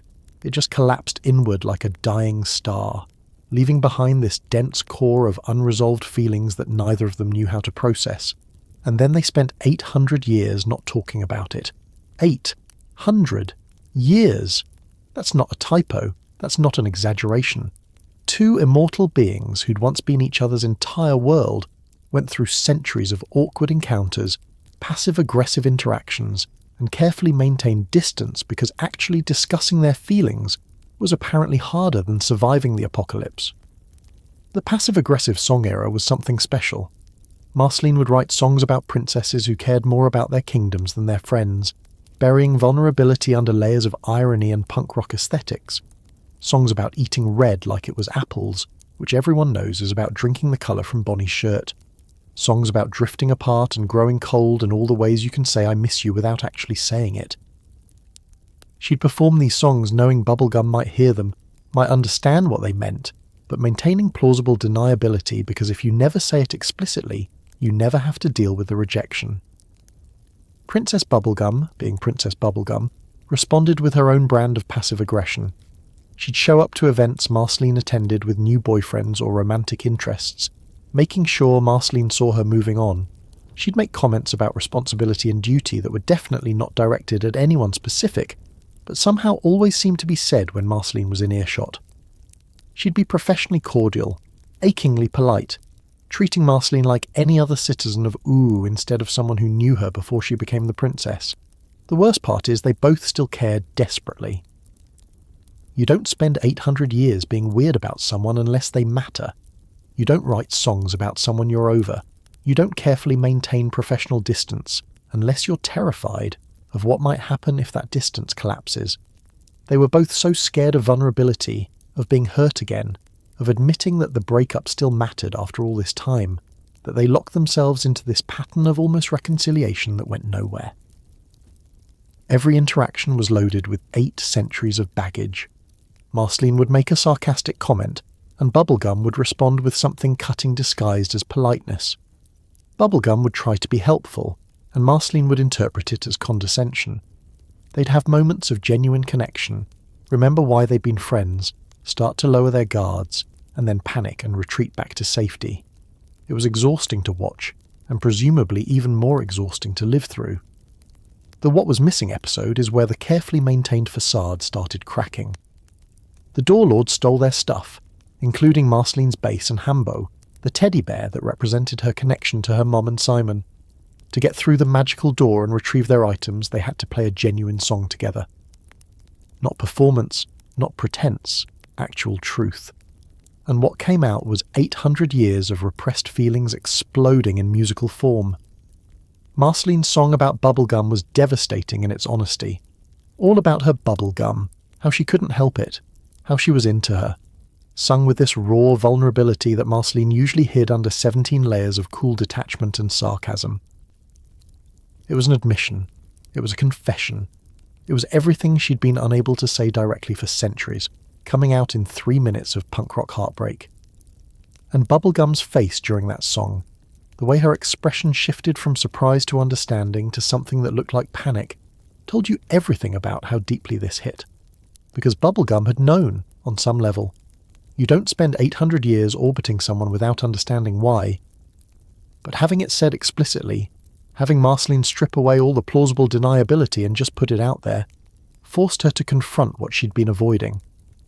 And her response was to shut down, to retreat into scientific rationalization, to find reasons why this couldn't happen instead of reasons why it could. The shirt showed up again in that episode, tucked away in Bubblegum's closet where she'd kept it for 800 years. Not thrown away, not destroyed, carefully preserved like a relic from a past she claimed to have moved beyond. Marceline saw it and understood what it meant. Bubblegum kept physical reminders while maintaining emotional distance. She held on to the past while refusing to engage with it. She cared but couldn't or wouldn't act on that caring. It was the most bubblegum thing possible. Things got even more complicated during the Stakes miniseries, when Marceline's immortality was temporarily threatened. One of the ancient vampires she'd defeated centuries ago returned, and in the process of stopping them, Marceline lost her vampire powers. She became mortal, fully, truly capable of dying.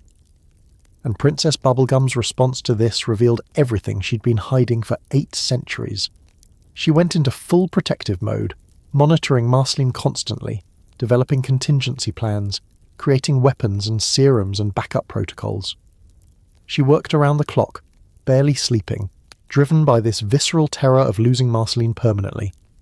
Because here's the thing about immortality. When you're both immortal, you can maintain distance indefinitely. You can tell yourself you'll deal with it eventually. You have time. 800 years is nothing compared to eternity. But when one of you becomes mortal, suddenly eternity collapses into decades at most, and all that distance you've been maintaining becomes urgently, terrifyingly finite. The scene where Bubblegum basically admits she cares about Marceline more than the kingdom is seismic for anyone who understands her character. This is someone who's prioritized the Candy Kingdom over everything for 8 centuries, who's sacrificed relationships, ethics, and her own humanity for the sake of protecting her citizens.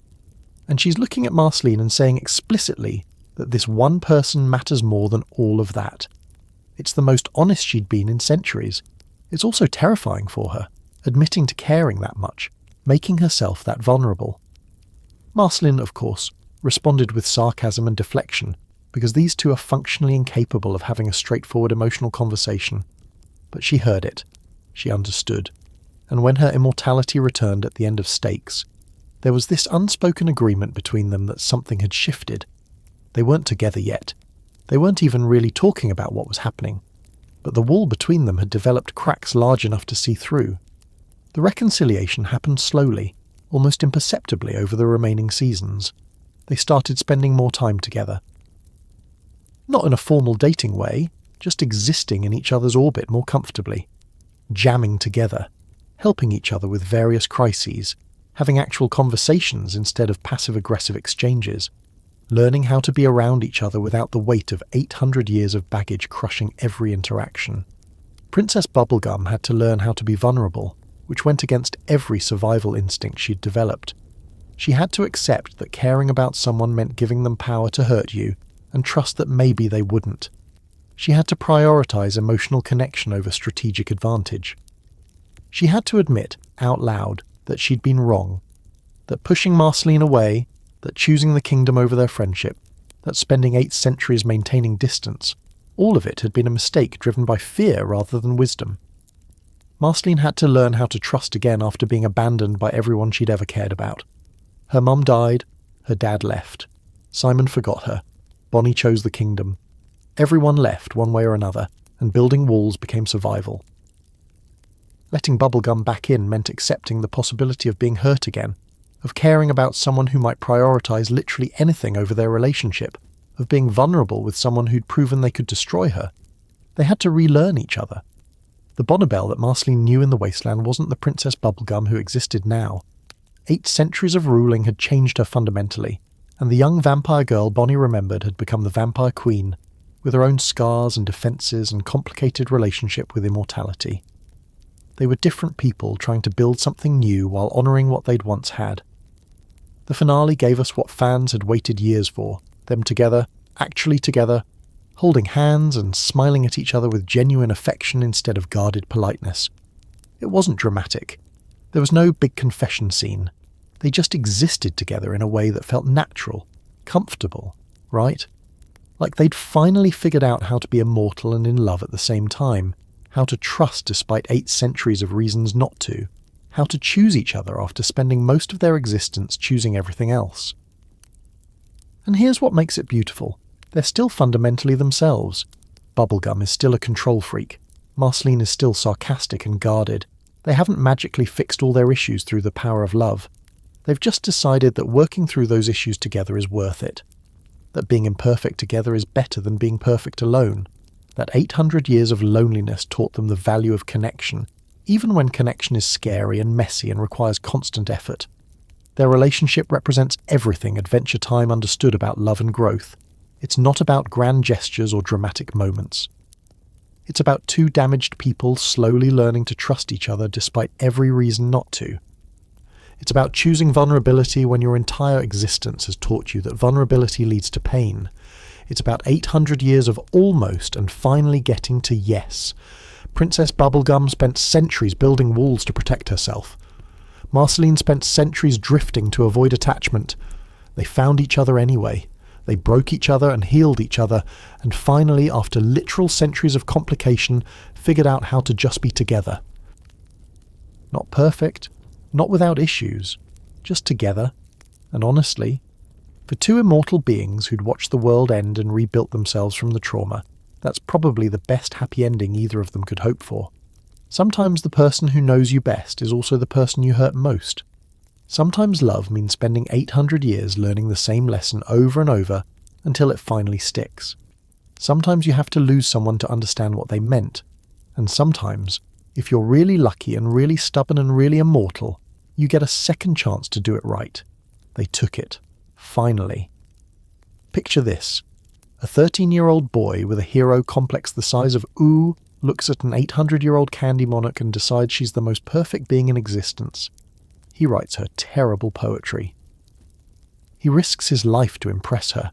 He imagines a future where they're together, where she sees him as more than just the kingdom's designated monster slayer. It's adorable. It's innocent. It's also doomed in ways that would make Greek tragedies look optimistic. And Princess Bubblegum knows this from the exact moment Finn gets that dreamy look in his eyes. But she lets it happen anyway because having an unconditionally devoted hero is strategically useful, and dealing with hurt feelings later is a problem for future Bubblegum. Finn the human showed up in her life like a ray of uncomplicated sunshine in a world that had forgotten what sunshine looked like without radiation. He was genuinely good in a way that seemed almost anachronistic. No ulterior motives, no complicated political allegiances, just a kid who wanted to help people and fight evil and maybe kiss a princess if the opportunity presented itself.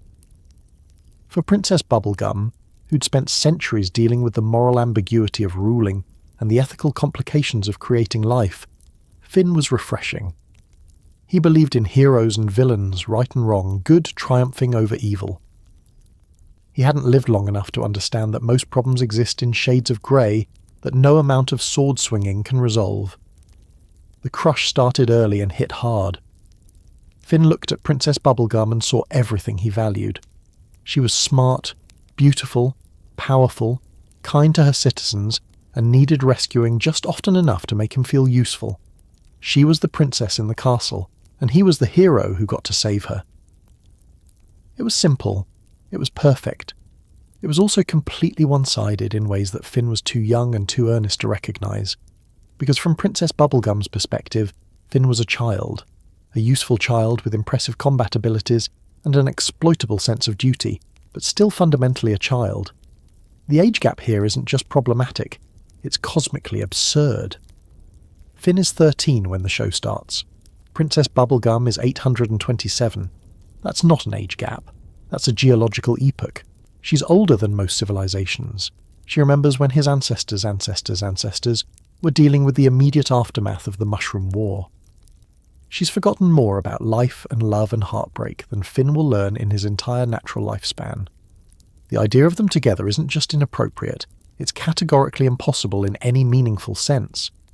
But here's where it gets complicated, because Princess Bubblegum is aware of all this and still doesn't shut it down immediately. She doesn't sit Finn down and say, "Listen kid, you're great, but I'm literally older than dirt and this isn't happening." Instead, she maintains this careful dance of being kind enough to keep him devoted, but distant enough to maintain plausible deniability. She smiles at his attempts to impress her. She accepts his help with various crises. She occasionally gives him just enough positive reinforcement to keep the crush alive without ever actually encouraging it. It's manipulation disguised as kindness, and she's been alive long enough to know exactly what she's doing. Why? Strategic value, partly. Having Finn's unconditional loyalty means having access to one of the most powerful heroes in O whenever she needs muscle for problems science can't solve. But also, and she'd never admit this, because it feels good to be loved that way, uncomplicated, unconditional, free from the weight of 8 centuries of baggage. Finn loves her because she's Princess Bubblegum, not despite 800 years of moral compromises. He doesn't know about the surveillance state or the failed experiments or the authoritarian tendencies.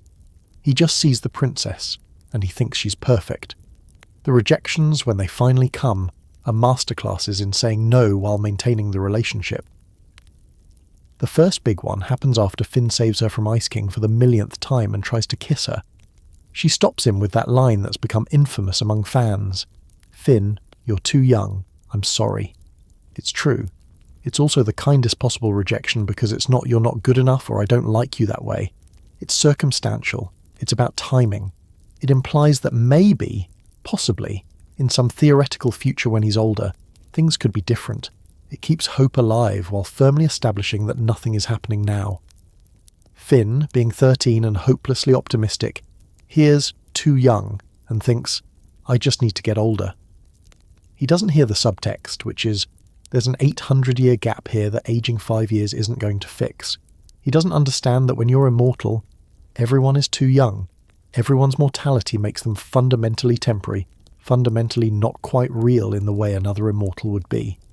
But Princess Bubblegum lets him keep that hope, because crushing it completely might damage their working relationship, and she needs him too much to risk that. The scene where she kisses him on the cheek and says, "I care about you, Finn," is particularly cruel in hindsight. Because she does care about him, genuinely. But the kind of caring he wants, and the kind she's offering are separated by an unbridgeable gap. She cares about him the way you care about a particularly loyal dog or a favourite tool, or a younger sibling who still believes in magic. It's affection, but it's not romance. It's not partnership. It's fundamentally unequal in ways that make any real relationship impossible. And then Flame Princess enters the picture, and suddenly we get to watch Princess Bubblegum's jealousy reveal exactly how messed up her relationship with Finn actually is. She doesn't want him romantically. We've established this. She's had centuries to make a move if she wanted. But the moment Finn shows interest in someone else, someone age-appropriate who can actually return his feelings, Princess Bubblegum loses her mind in the most passive-aggressive way possible. She starts monitoring Finn's relationship with Flame Princess through her surveillance systems. Not occasionally, constantly. She watches them on dates. She tracks Flame Princess's emotional state. She runs simulations about what might happen if their relationship continues. And then, in what might be her most ethically questionable decision that doesn't involve creating life, she manipulates Finn into fighting Flame Princess to test a theory about elemental interactions. She literally uses Finn's trust in her to potentially destroy his relationship because she's decided it's too dangerous to continue. The justification is scientific curiosity and kingdom safety. Flame Princess has incredible destructive potential. Understanding how she reacts to emotional stress is valuable data. Making sure she won't become a threat to the Candy Kingdom is responsible governance. These are the reasons Princess Bubblegum gives herself for spying on a teenage boy's relationship and then actively sabotaging it. And maybe she even believes them. Maybe after 8 centuries of rationalizing control as love, she genuinely can't tell the difference anymore. But the real reason, the one she won't admit even to herself, is possessiveness. Finn is hers in a way that has nothing to do with romance and everything to do with control. He's the hero she can count on, the one pure good thing in who hasn't been corrupted or complicated. Having him devote his energy to someone else, having him potentially choose Flame Princess over helping her, threatens that dynamic. So she interferes, she monitors, she manipulates. She does exactly what a jealous ex would do, except she was never actually with him, which makes it somehow worse. The breakup between Finn and Flame Princess, partially caused by Princess Bubblegum's interference, should have been a wake-up call. Finn is devastated. He trusted PB's advice, followed her suggestions, and it led directly to losing someone he cared about. He should be angry. He should recognize the manipulation for what it is. And to his credit, he does seem to pull back from his crush after this. The unconditional devotion becomes more complicated. The hero worship develops cracks. But Princess Bubblegum doesn't really change her behaviour. She apologises, sort of, in that way where you say, "I'm sorry things turned out badly," without actually taking responsibility for making them turn out badly. She continues to use Finn's heroic instincts for the kingdom's benefit. she continues to maintain just enough warmth to keep him loyal while never actually giving him what he wants. Because she's been alive 800 years, and in that time she's learned that people will tolerate a lot if you package it correctly. The ethical nightmare of all this cannot be overstated. Princess Bubblegum is an adult in every meaningful sense. She's not just older, she's experienced, powerful, and fully aware of how to manipulate people to get what she wants. Finn is a teenager with abandonment issues and a desperate need for approval.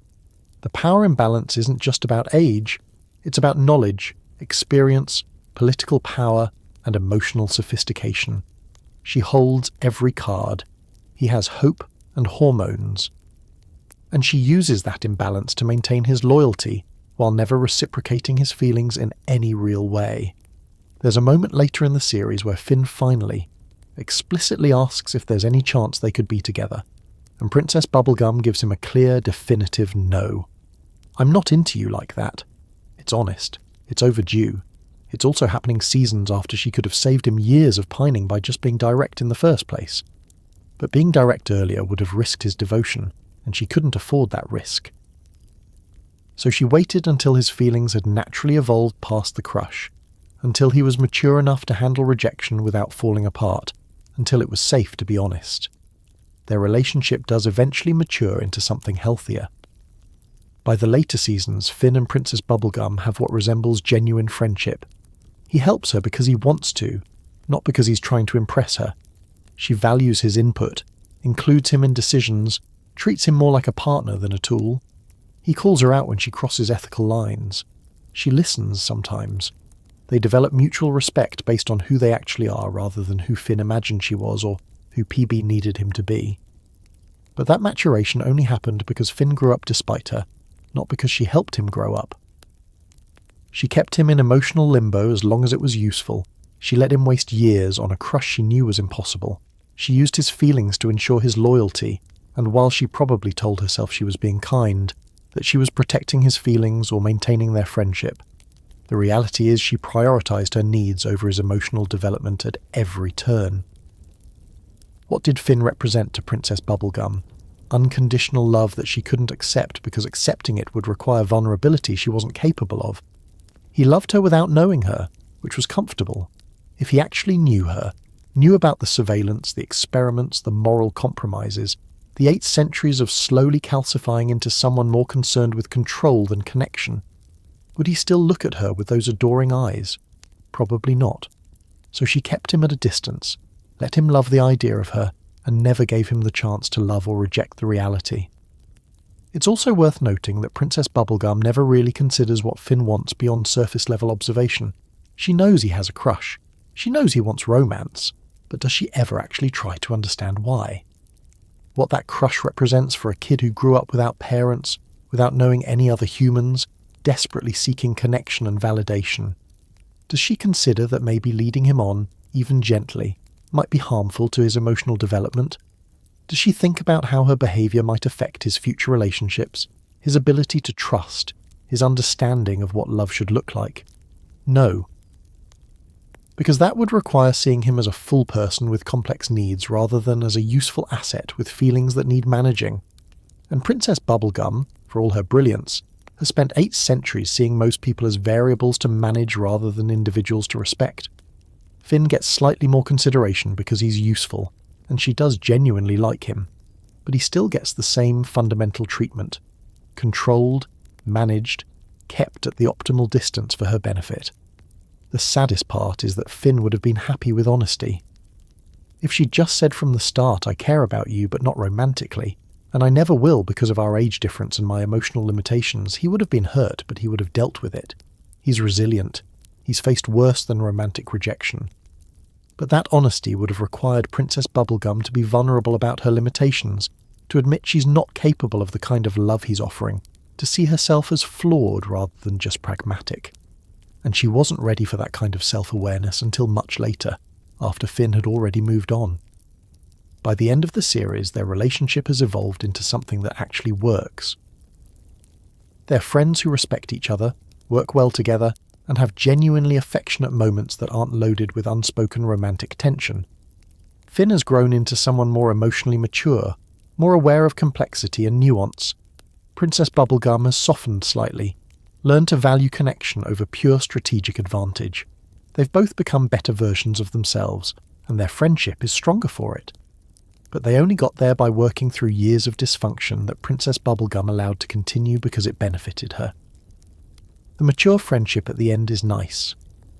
The journey to get there involved a lot of emotional manipulation of a teenager by someone who should have known better. And while Adventure Time doesn't dwell on this, it's still ostensibly a kids' show, the implications are uncomfortable when you actually examine them. The final truth about why Princess Bubblegum couldn't give Finn what he wanted is multi-layered. The age gap, obviously. The immortality making any mortal relationship fundamentally temporary. Her emotional unavailability after 8 centuries of isolation. Her inability to be vulnerable with someone who saw her as perfect. Her fear that actually connecting with someone might mean losing control. Her deep-seated belief that she didn't deserve uncomplicated love, or that accepting it would somehow weaken her. But maybe the simplest truth is that she didn't love him that way and never would.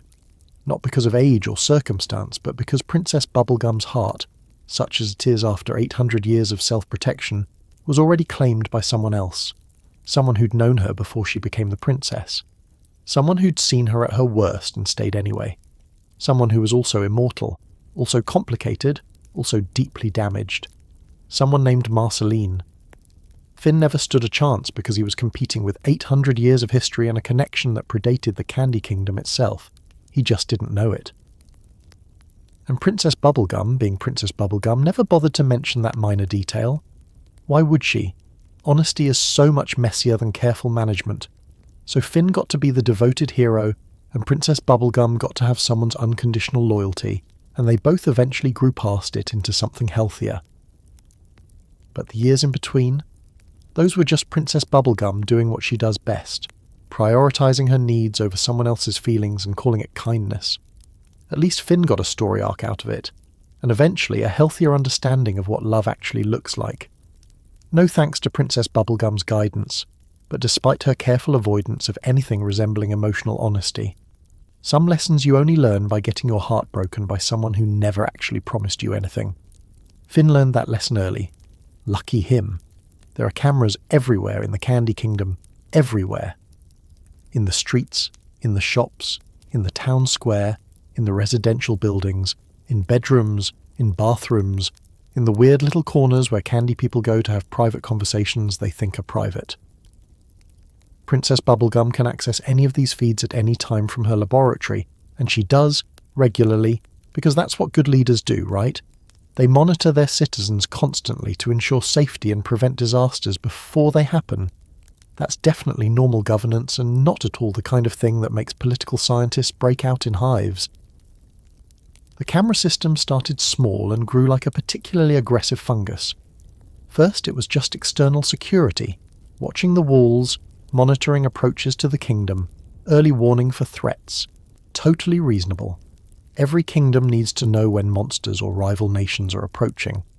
But then she added cameras to the gates to see who was coming and going, and then to the main streets to monitor foot traffic and identify potential problems, and then to the side streets because what if a problem started in a side street, and then to the shops because commerce is important and theft could destabilize the economy, and then to homes because what if someone was planning something dangerous in private. By the time the surveillance state was fully operational, there wasn't a single square inch of the Candy Kingdom that Princess Bubblegum couldn't observe in real time. She had facial recognition for every citizen, movement tracking, behavioral analysis algorithms that flagged unusual patterns, audio surveillance that could isolate individual conversations in crowded spaces. The technological sophistication of her monitoring system would make modern surveillance states jealous, and she built it from scratch using pre-war technology, magic, and an absolutely unwavering belief that privacy is less important than safety. Her justification for all this is actually internally consistent, which makes it more disturbing rather than less. The candy people are functionally children. She created them with limited intelligence and emotional capacity. They're capable of happiness and basic tasks, but complex decision-making, long-term planning, and risk assessment are beyond most of them. They're innocent in the truest sense. They lack the capacity for sophisticated malice or deception. which means they're vulnerable. They can be manipulated, hurt, led astray by anyone with bad intentions and a convincing argument. So of course she watches them. How else can she protect them from threats they can't even recognize? How else can she prevent disasters they don't have the intelligence to anticipate? It's not paranoia if there really are constant threats to your kingdom, and in Ooh, there really are. The Ice King alone kidnaps princesses weekly. Demons emerge from portals. Ancient evils wake up feeling spicy. The Lich exists and periodically tries to end all life. The Candy People can't defend themselves against this without her constant intervention. The surveillance isn't about control. It's about keeping her children safe in a world that wants to eat them. Except it absolutely is about control, and the fact that she can't see the difference anymore is the whole problem. Because even if we accept the premise that Candy People need protection, there's a massive gap between protection and total surveillance. You can keep people safe without monitoring their private conversations. You can prevent disasters without tracking every citizen's movements. You can defend against external threats without turning your entire kingdom into a panopticon, where everyone's always being watched but can never see the watcher. But Princess Bubblegum doesn't do half measures. She never has. If some surveillance is good for safety, total surveillance must be better. If monitoring public spaces prevents crime, monitoring private spaces must prevent even more crime. If knowing what your citizens do during the day is useful, knowing what they do at night must be essential. The logic is seductive in its simplicity. More information equals better decision-making equals fewer disasters equals mission accomplished. The fact that this logic also describes totalitarian regimes throughout history is just an unfortunate coincidence she chooses not to examine too closely. The Candy People themselves seem genuinely unbothered by all this, which raises uncomfortable questions about consent and awareness. They wave at the cameras. They assume their princess watches over them with love and never wonder if maybe watching them in the shower crosses a line. They're happy, and their happiness feels real, even if it's partly programmed into their candy DNA. Is it tyranny if the subjects don't know they're being oppressed?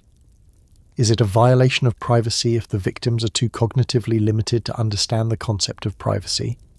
These are the kinds of questions that keep philosophers up at night and make Princess Bubblegum reach for her beakers. Peppermint Butler understands, though. He's different from the other Candy People. Smarter, darker, more aware. He knows exactly what they're running here. He sees the surveillance feeds, helps maintain the systems, occasionally suggests improvements that make the monitoring even more comprehensive. He's Princess Bubblegum's enforcer in the truest sense, handling the tasks she needs done but doesn't want to think about too hard. The dark magic rituals in the basement, the contingency plans that involve acceptable civilian casualties, the files on every citizen that detail not just their behaviour but their vulnerabilities, their fears, the exact psychological pressure points you'd need to manipulate them if it became necessary. Peppermint Butler is what happens when you create a being with real intelligence in a surveillance state, and they decide to be complicit rather than resistant. He's bought into the system completely, either because he genuinely believes it's necessary, or because he enjoys the power, probably both. He's loyal to Princess Bubblegum with the same unquestioning devotion as the other Candy People, but his devotion is informed. He knows what they're doing. He knows it's ethically questionable. He does it anyway. He's the person every authoritarian regime needs, the competent enforcer who handles the ugliness so the leader can maintain plausible deniability. The specific instances of Princess Bubblegum's authoritarianism range from mildly concerning to absolutely terrifying. There's the time she threatened to execute Finn and Jake for breaking into her castle, which seems extreme considering they're the kingdom's primary defenders and were investigating something suspicious. But rules are rules, and breaking them has consequences, and if she makes exceptions for heroes, where does it end? Except this logic means she was prepared to kill 2 teenagers for trespassing, and the fact that she ultimately didn't doesn't erase the fact that she considered it a reasonable response. There's the election incident, where she manipulated the democratic process because King of Ooh was winning, and she decided he'd be bad for the kingdom. She's probably right. King of Ooh is a conman and an idiot. But she ran a propaganda campaign, used her resources to undermine his legitimacy, and generally did everything possible to ensure she stayed in power, despite technically allowing democracy to happen. And when she lost anyway, she accepted it with such visible resentment that you could tell she was already planning how to fix this problem, which she did, by being so obviously better at ruling that the candy people begged her to come back. Problem solved through competence rather than force, but the underlying message is clear. Democracy is fine as long as it produces the correct results. The biological weapons research is something she doesn't talk about publicly, because even she recognizes its bad optics. But she absolutely has created devastating weapons in her laboratory. Diseases that target specific genetic markers, toxins that could wipe out entire populations, candy-based biological agents that could dissolve organic matter on contact. Her justification is defensive. If she can create these weapons, so can potential enemies, so she needs to understand them to develop countermeasures. Which is technically true. It's also how arms races start, and Princess Bubblegum is engaged in a one-kingdom arms race against hypothetical future threats that may or may not exist. The Goliad crisis deserves special attention because it's Princess Bubblegum confronting the logical conclusion of her own philosophy. She created Goliad to be an heir, someone who could rule when she couldn't. She gave Goliad psychic powers, intelligence matching her own, and the ability to control minds. And Goliad looked at the Candy Kingdom and thought these people need constant supervision and control to be safe. She tried to telepathically dominate everyone, removing their free will entirely, creating a perfect kingdom where no one could ever make mistakes because no one could make choices. Princess Bubblegum stopped her, obviously, but the horror on her face when she realized what she'd created wasn't just about Goliad's methods, it was recognition. Goliad was doing what Princess Bubblegum does, just more efficiently and with less pretense. The surveillance cameras are just slower, less comprehensive mind control. Monitoring and manipulating versus directly controlling. The difference is one of degree, not kind.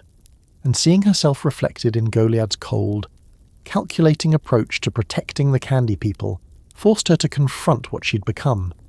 Not that it changed much. She stopped Goliad by creating another psychic candy being Stormo to fight her in eternal combat. Problem solved through escalation rather than reflection. And the surveillance cameras stayed up. The monitoring continued. The authoritarian impulses remained fully operational. She'd seen what she was becoming and decided it was fine, actually, because at least she had good intentions and Goliad didn't understand love. Totally different situations. The philosophical question at the heart of all this is genuinely difficult. If your subjects are happy, is it still tyranny? The candy people aren't oppressed in the traditional sense. They're not suffering. They're not crying out for freedom. They're cheerful and content and they adore their princess. They don't want privacy because they don't understand why privacy matters. They don't want autonomy because they feel safer with guidance. They don't want democracy because making decisions is hard and Princess Bubblegum makes good decisions. By every measurable metric of well-being, happiness, safety, health, community, they're thriving under her rule. But they're thriving in a gilded cage they can't perceive as a cage. They're happy because they were designed to be happy under these specific conditions. Their contentment is engineered rather than chosen. They can't miss freedom because they were never given enough capacity to understand what freedom means. It's the same philosophical problem as the Experience Machine or Brave New World Soma. If people are satisfied with their oppression, is it still oppression? And does it matter that they're satisfied because they were deliberately created to be satisfied? Princess Bubblegum would argue that it doesn't matter. Results are what matter. Her people are safe and happy. The kingdom functions smoothly. Threats are neutralized before they become disasters. Crime is virtually non-existent. Everyone has purpose and community. What does it matter if that's achieved through surveillance and genetic engineering and carefully controlled information? What's the alternative? Give them freedom to make mistakes that could get them killed. Let them develop the capacity for unhappiness just so they can technically have free will. That seems cruel, actually. She gave them the best possible existence given their limitations. That's love, not tyranny. But there's something deeply unsettling about a ruler who creates beings specifically designed to need her, monitors their every action, manipulates their society to ensure stability, and calls it love. It's the ultimate expression of control disguised as care. She's not responding to her citizens' needs. She created those needs. She's not protecting them from external threats. She's protecting them from the capacity to survive without her protection. She's built a system where she's absolutely necessary. where the entire kingdom would collapse without her constant intervention, and then congratulated herself for being such a dedicated ruler. The comparisons to real-world authoritarian utopias are uncomfortable, and probably intentional on the show's part. The surveillance state, the benevolent dictator who knows what's best for everyone, the citizens who love their oppressor because they don't know anything else. The justification of control through appeals to safety and happiness, the elimination of privacy in the name of security. It's every dystopian novel's warning about what happens when you prioritize safety over freedom, efficiency over autonomy, collective good over individual rights. Except it's happening in a candy kingdom with a pink princess, which makes it seem whimsical until you actually think about the implications. Does Princess Bubblegum ever question her methods? Sometimes, briefly. Usually when confronted with undeniable evidence that her approach has caused harm. The Goliad incident shook her. Lemongrab's exile bothers her when she lets herself think about it. The moment when Finn calls her out for manipulating his relationship with Flame Princess makes her uncomfortable. But these moments of doubt never last long enough to produce meaningful change. She feels bad, adjusts a few protocols, and then continues fundamentally the same approach, because what else can she do? 800 years of the same methodology doesn't reverse easily. The tragedy is that she genuinely doesn't see another way. In her mind, the choice is between total control and total chaos, between surveillance and disaster, between her authoritarian protection and her citizens dying horribly to threats they can't comprehend. She's not power-hungry in the traditional sense. She doesn't enjoy ruling for ruling's sake. She'd probably be happier in her laboratory doing science without the weight of governance. But she can't step back because no one else can do it. No one else has the knowledge, the intelligence, the experience, and she can't create someone who does because that's how you get Goliad. So she stays, she monitors, she controls, she makes decisions for thousands of beings who can't make those decisions themselves. She violates their privacy to keep them safe. She manipulates their society to maintain stability. She builds weapons they don't know about to fight threats they can't imagine. And she tells herself it's necessary, it's loving, it's the price of paradise. And maybe she's even right. Maybe in a world as dangerous as Ooh, with citizens as vulnerable as candy people, authoritarianism is the only functional system. Or maybe that's just what every dictator tells themselves to sleep at night, that the oppression is necessary, that the surveillance is protective, that the subjects are too simple to handle freedom, that love and control are the same thing as long as intentions are pure. Princess Bubblegum has had 800 years to examine these assumptions and hasn't, which tells you everything about how deep the denial goes. The Candy Kingdom is beautiful, functional, and fundamentally broken in ways its citizens will never understand. It's a masterpiece of authoritarian engineering, designed with genuine love and maintained through constant violation. It's what happens when someone with unlimited power and deep trauma decides that safety requires sacrificing every other value. It's Princess Bubblegum's greatest achievement and most damning indictment all at once, and the cameras keep recording, the citizens keep smiling, the princess keeps watching, and nobody questions whether paradise should require this much surveillance to maintain, because asking questions is what leads to doubt, and doubt is what leads to change, and change is what leads to chaos. And Princess Bubblegum has spent 800 years learning that chaos is the enemy, even if preventing it means becoming something she'd have feared as a child in the wasteland. Especially if it means that. Here's something Princess Bubblegum didn't know about herself for roughly 800 years. She's not just a candy person who happens to rule a candy kingdom. She's a fundamental force of nature, one of 4 cosmic powers that maintain reality's balance in the land of Ooh. She's the Candy Elemental, which sounds like a fun title until you realize it means she's literally the living embodiment of an abstract concept given form, and her entire existence is tied to forces that existed before the Mushroom War, and will exist long after every kingdom in Ooh crumbles to dust. No pressure or anything. The revelation came from Patient St. Pym, the ice elemental who'd been frozen since before the war, and woke up deeply confused about why the other elementals weren't taking their cosmic responsibilities seriously. Patience was old-school elemental. She understood that being an elemental wasn't just a quirk of biology, it was a job, a calling, a fundamental role in maintaining reality's structure. She remembered when elementals worked together, when they understood their place in the cosmic order, when they took their responsibilities seriously instead of playing kingdom politics and doing science experiments. Princess Bubblegum's response to learning she was cosmically significant was peak bubblegum. She immediately wanted to study it scientifically, categorize it, understand the mechanisms, and figure out how to control this new variable in her existence. Because of course she did. You can't just tell her she's a fundamental force of nature and expect her not to pull out the beakers and start testing hypotheses. She'd spent 8 centuries thinking she was just really good at candy science. Turns out she was channeling elemental power this whole time, and mistaking cosmic forces for personal talent.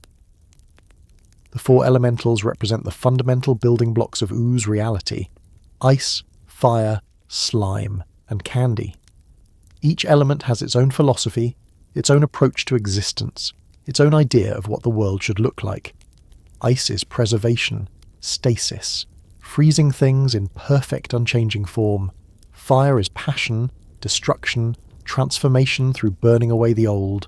Slime is chaos, mutation, constant gross change, and candy is sweetness, structure, creation through deliberate design. Princess Bubblegum embodies that last one so completely it's almost redundant. She's been living the candy elemental philosophy her entire existence without knowing it had cosmic significance. Patience St. Pim represented what Princess Bubblegum could have been if she'd known about her elemental nature from the start. Patience was focused, disciplined, absolutely committed to her role as ice elemental. She didn't have a kingdom to run or subjects to protect or surveillance systems to maintain. She just was ice, purely and completely without the messy complications of individual personality getting in the way. And she looked at Princess Bubblegum with this mixture of disappointment and confusion. Like, how are you the candy elemental and you don't even know what that means? The island's arc gave Princess Bubblegum a different kind of cosmic perspective. Seeing what remained of human civilization, actual humans, living in a technologically advanced society, having survived the apocalypse in their own way, should have been fascinating, and it was, scientifically. But it also confronted her with the reality that humans had rebuilt without her, without candy people, without her particular brand of protective authoritarianism. They'd created a functional society that managed to balance safety and freedom, technology and humanity, order and autonomy. Everything she'd convinced herself was impossible, they'd somehow achieved. Not that their society was perfect, it had its own problems, its own forms of control, its own uncomfortable truths, but it existed, it worked, and it didn't require one immortal candy monarch watching everyone through cameras to function. The implications made her deeply uncomfortable in ways she couldn't quite articulate. Because if humans could build something sustainable without total surveillance, what did that say about her methods? What did that say about her justifications for 8 centuries of authoritarian governance? But the real crisis, the one that shook her to her candy core and forced her to confront what she actually was underneath all the science and control, came during the Elementals miniseries. Patience St. Pim, well-meaning and completely out of touch with modern OO, decided the world would be better if the Elementals were stronger, if they embraced their cosmic nature fully, if they stopped being distracted by mortal concerns and became pure elemental force. So she used ancient magic to amplify each elemental's power, stripping away the personality and leaving only the essential element behind. And Princess Bubblegum became pure candy, not Bonnibel, not the princess, not the scientist or the ruler or the 800-year-old trauma survivor, just candy in its most essential, undiluted form. And candy, it turns out, wants everything to be candy. Candy wants to spread, to convert, to make the entire world sweet and structured and perfectly, uniformly candy. It's not malicious. It's just what candy does. It's the fundamental nature of the element expressing itself without the moderating influence of individuality, or choice, or moral consideration. The Candy Kingdom transformed under her elemental influence into something that looked like paradise and functioned like a nightmare. Every citizen was perfectly happy because they were perfectly candy. No conflict, no suffering, no difficult emotions. Just endless sweetness and cheerful compliance. The buildings were candy. The ground was candy. The air tasted like sugar. And anyone who entered the kingdom got converted, their essential nature overwritten by candy. their individuality dissolved into sweet homogeneity. It was everything Princess Bubblegum had been working toward for 8 centuries, achieved instantly through elemental power. Total control, perfect safety, absolute uniformity, a kingdom where everyone was happy because everyone was the same. No surveillance needed because there was nothing to surveil, just endless candy and infinite variations on a single theme. The candy people had been simplified even further into pure expressions of sweetness. They were happy, they were safe, they were candy. What else could they possibly need? Watching this happen from outside, Finn and Jake saw immediately what Princess Bubblegum in her elemental state couldn't. This was horror wearing a smile made of frosting. This was the logical conclusion of her control issues and protective instincts, stripped of all justification and nuance, reduced to pure elemental drive. This was what happens when you take Princess Bubblegum's core philosophy, safety through control, happiness through structure, and amplify it until there's no room left for anything else. The other elementals had their own versions of this nightmare. Flame Princess became pure fire, burning everything in passionate destruction. Slime Princess became chaos incarnate, mutating everything into grotesque variations. Ice King, or rather the ice elemental working through him, froze everything in perfect preservation, each element trying to make the world reflect its essential nature, each one creating its own version of paradise that looked like apocalypse to everyone outside it. But the candy world was special in its horror because it looked so appealing. Fire burning everything is obviously bad, slime mutations are visibly disturbing. Ice freezing the world is clearly problematic, but candy looked nice. It smelled good. Everyone was smiling. The converted people seemed genuinely happy. It was tyranny that tasted like birthday cake, oppression that smelled like vanilla, the death of individuality wrapped in bright, cheerful colours. It was everything wrong with Princess Bubblegum's approach to governance, amplified and purified until even she couldn't deny what it actually was. Finn breaking through to the real Bonnibel underneath the candy exterior is one of the most important moments in the entire series for understanding who she actually is. He didn't fight the candy elemental with force. He couldn't. She was cosmically powerful, capable of converting anything she touched into candy. Instead, he reached for the person underneath. He reminded her of who she'd been before the elemental transformation. He talked to Bonnibel, not Princess Bubblegum, not the candy elemental, but the scared pink girl who'd emerged from the wasteland and decided to build something better, and it worked. The elemental power receded just enough for her actual personality to reassert itself. For Bonnibel to remember that she was more than just candy, that she was an individual with choices and relationships and 800 years of complicated history. The Candy Kingdom returned to normal, or at least returned to its regular level of authoritarian surveillance, which suddenly seemed much more reasonable compared to everyone being converted into uniform candy beings. What did this arc reveal about Princess Bubblegum's deepest fears? Everything, really. She's terrified of losing control, obviously, but the elemental transformation showed that she's equally terrified of having too much control, of becoming pure function without personality, of winning so completely that there's nothing left of herself to enjoy the victory. She spent 8 centuries building systems and structures, trying to create the perfect kingdom, but the elemental transformation showed her what perfect actually looks like from the outside, and it looked like the death of everything that makes life worth living. She's afraid of losing her individuality. The surveillance state, the constant planning, the scientific projects, they're not just about controlling the kingdom, they're about maintaining her sense of self.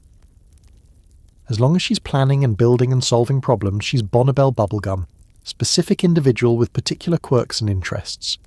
But strip away the personality and she's just candy, pure elemental force with no more individuality than a force of nature. The hurricane doesn't have opinions, the earthquake doesn't have relationships, the candy elemental just makes everything candy. She's afraid of losing herself to her own nature. Because here's the uncomfortable truth the elemental transformation revealed. Her authoritarian impulses, her need to control, her drive to make everything fit her vision of perfect, those aren't learned behaviors she can unlearn. They're fundamental to what she is. She's the candy elemental. Structure and sweetness and deliberate design are literally her essential nature. Fighting against those impulses means fighting against herself at the most basic level. She's been trying to impose order on chaos for 8 centuries because that's what Candy does. It's not a choice, it's what she is. But she's also more than that. The fact that she could be reached by Finn, that she could choose to pull back from total conversion, that she could recognise the horror of what she'd become and actively resist it, that proves she's not just elemental force. She's Bonnibel. She's the person who emerged from the Mother Gum with curiosity and loneliness, and the capacity for growth. She's the friend who played with Marceline in the ruins. She's the scientist who creates because she loves understanding, not just because it's her nature. She's the ruler who genuinely cares about her citizens even when her caring looks like oppression. The balance between her elemental nature and her personhood is something she has to maintain actively, constantly, forever. She can't stop being the Candy Elemental. That's not a job she can quit or a role she can refuse. It's fundamental to her existence. But she can choose how she expresses that nature. She can channel the drive to create and structure into scientific pursuits instead of cosmic conversion. She can use her elemental power to protect rather than dominate. She can be Candy without erasing everything else. This connects directly to her scientific pursuits in ways that recontextualize her entire approach to knowledge. She's been fighting her own nature for 8 centuries without knowing it. Every experiment, every carefully controlled variable, every time she chooses reason over instinct, she's been resisting the elemental urge to just make everything candy and be done with it. Science is how she maintains her humanity, or at least her personhood. It's the framework that lets her be more than pure elemental force. It's what separates Bonnibel the individual from Candy the cosmic concept. No wonder she's so obsessed with understanding and controlling everything. She's not just managing external threats, she's managing herself. She's keeping her elemental nature in check through sheer intellectual discipline. The surveillance state is disturbing, yes, but compared to what she could do if she stopped resisting her fundamental nature, cameras in bedrooms suddenly seem quaint. She could turn the entire kingdom into literal candy without even trying hard. She could make everyone the same, perfectly sweet, eternally happy in their uniformity. The fact that she doesn't, that she maintains enough individuality to recognize why that would be wrong, is actually impressive self-control from a cosmic force of nature. The other elementals provide context for understanding her struggle. Flame Princess wrestles with destructive impulses because that's what fire does. It burns. Ice King lost himself to the crown because ice wants to preserve everything in frozen stasis. Slime Princess is chaotic because slime mutates and changes everything it touches. Each elemental fights or embraces their nature in different ways. Princess Bubblegum's approach is to channel her elemental drive into acceptable outlets. Create candy people instead of converting existing beings. Build candy structures instead of turning the whole world to candy. Control her kingdom instead of making everything uniformly sweet. It's still control. It's still authoritarian. It's still deeply problematic in a dozen different ways. But it's also her way of being the candy elemental without destroying the concept of individual identity. She could do so much worse, and during the elemental crisis she did, briefly, just long enough to terrify everyone including herself. Coming back from that experience changed something fundamental in her approach to ruling. Not dramatically. Princess Bubblegum doesn't do dramatic transformations, but she became slightly more aware of her own capacity for horror when given unlimited power. Slightly more willing to question whether her instincts are always right. Slightly more open to the possibility that perfect control might not be the goal she should be pursuing. Slightly? We're talking about someone who's spent 8 centuries developing the same patterns. Change happens in millimeters, not miles. But the elemental crisis planted a seed of doubt that would eventually grow into something approaching self-awareness. The surveillance cameras didn't come down. The monitoring didn't stop. But maybe, possibly, she started asking herself whether every new system was necessary, or just her elemental nature seeking more control for control's sake. The cosmic responsibility of being an elemental also gave her a different perspective on her role in U. She's not just responsible to her citizens. She's responsible for maintaining the concept of candy itself, for keeping that elemental force balanced, functional, not spiraling into the kind of cosmic conversion that happened during the crisis. It's a burden on top of all her other burdens, and unlike ruling the kingdom, she can't delegate it to anyone else. There's no backup candy elemental. There's just her, holding the line between structured sweetness and total candy domination, which explains a lot about her paranoia, actually.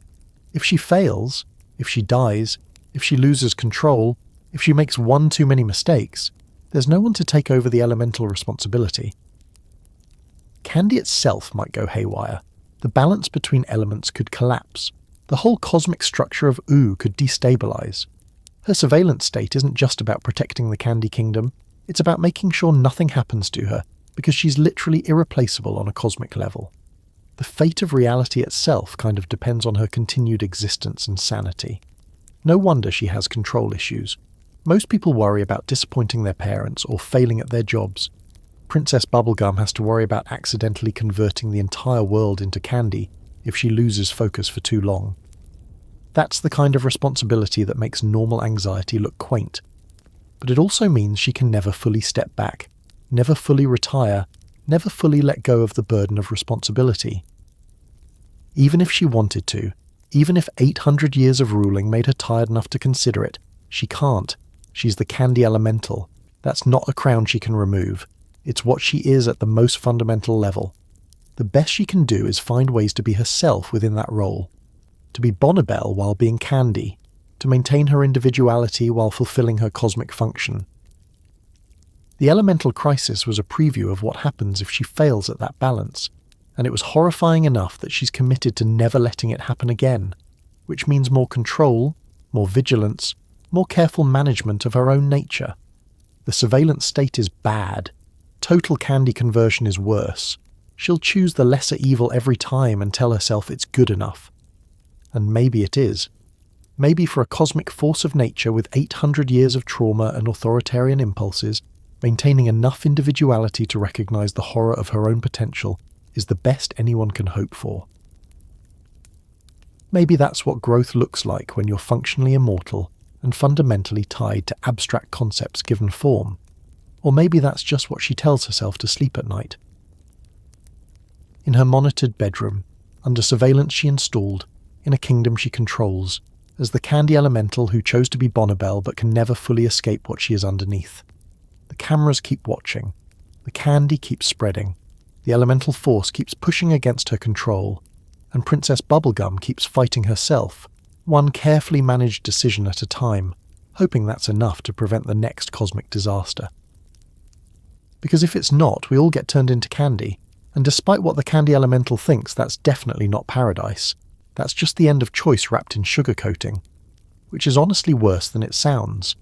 The Lich doesn't care about your carefully constructed persona, or your 8 centuries of emotional armor, or your surveillance state.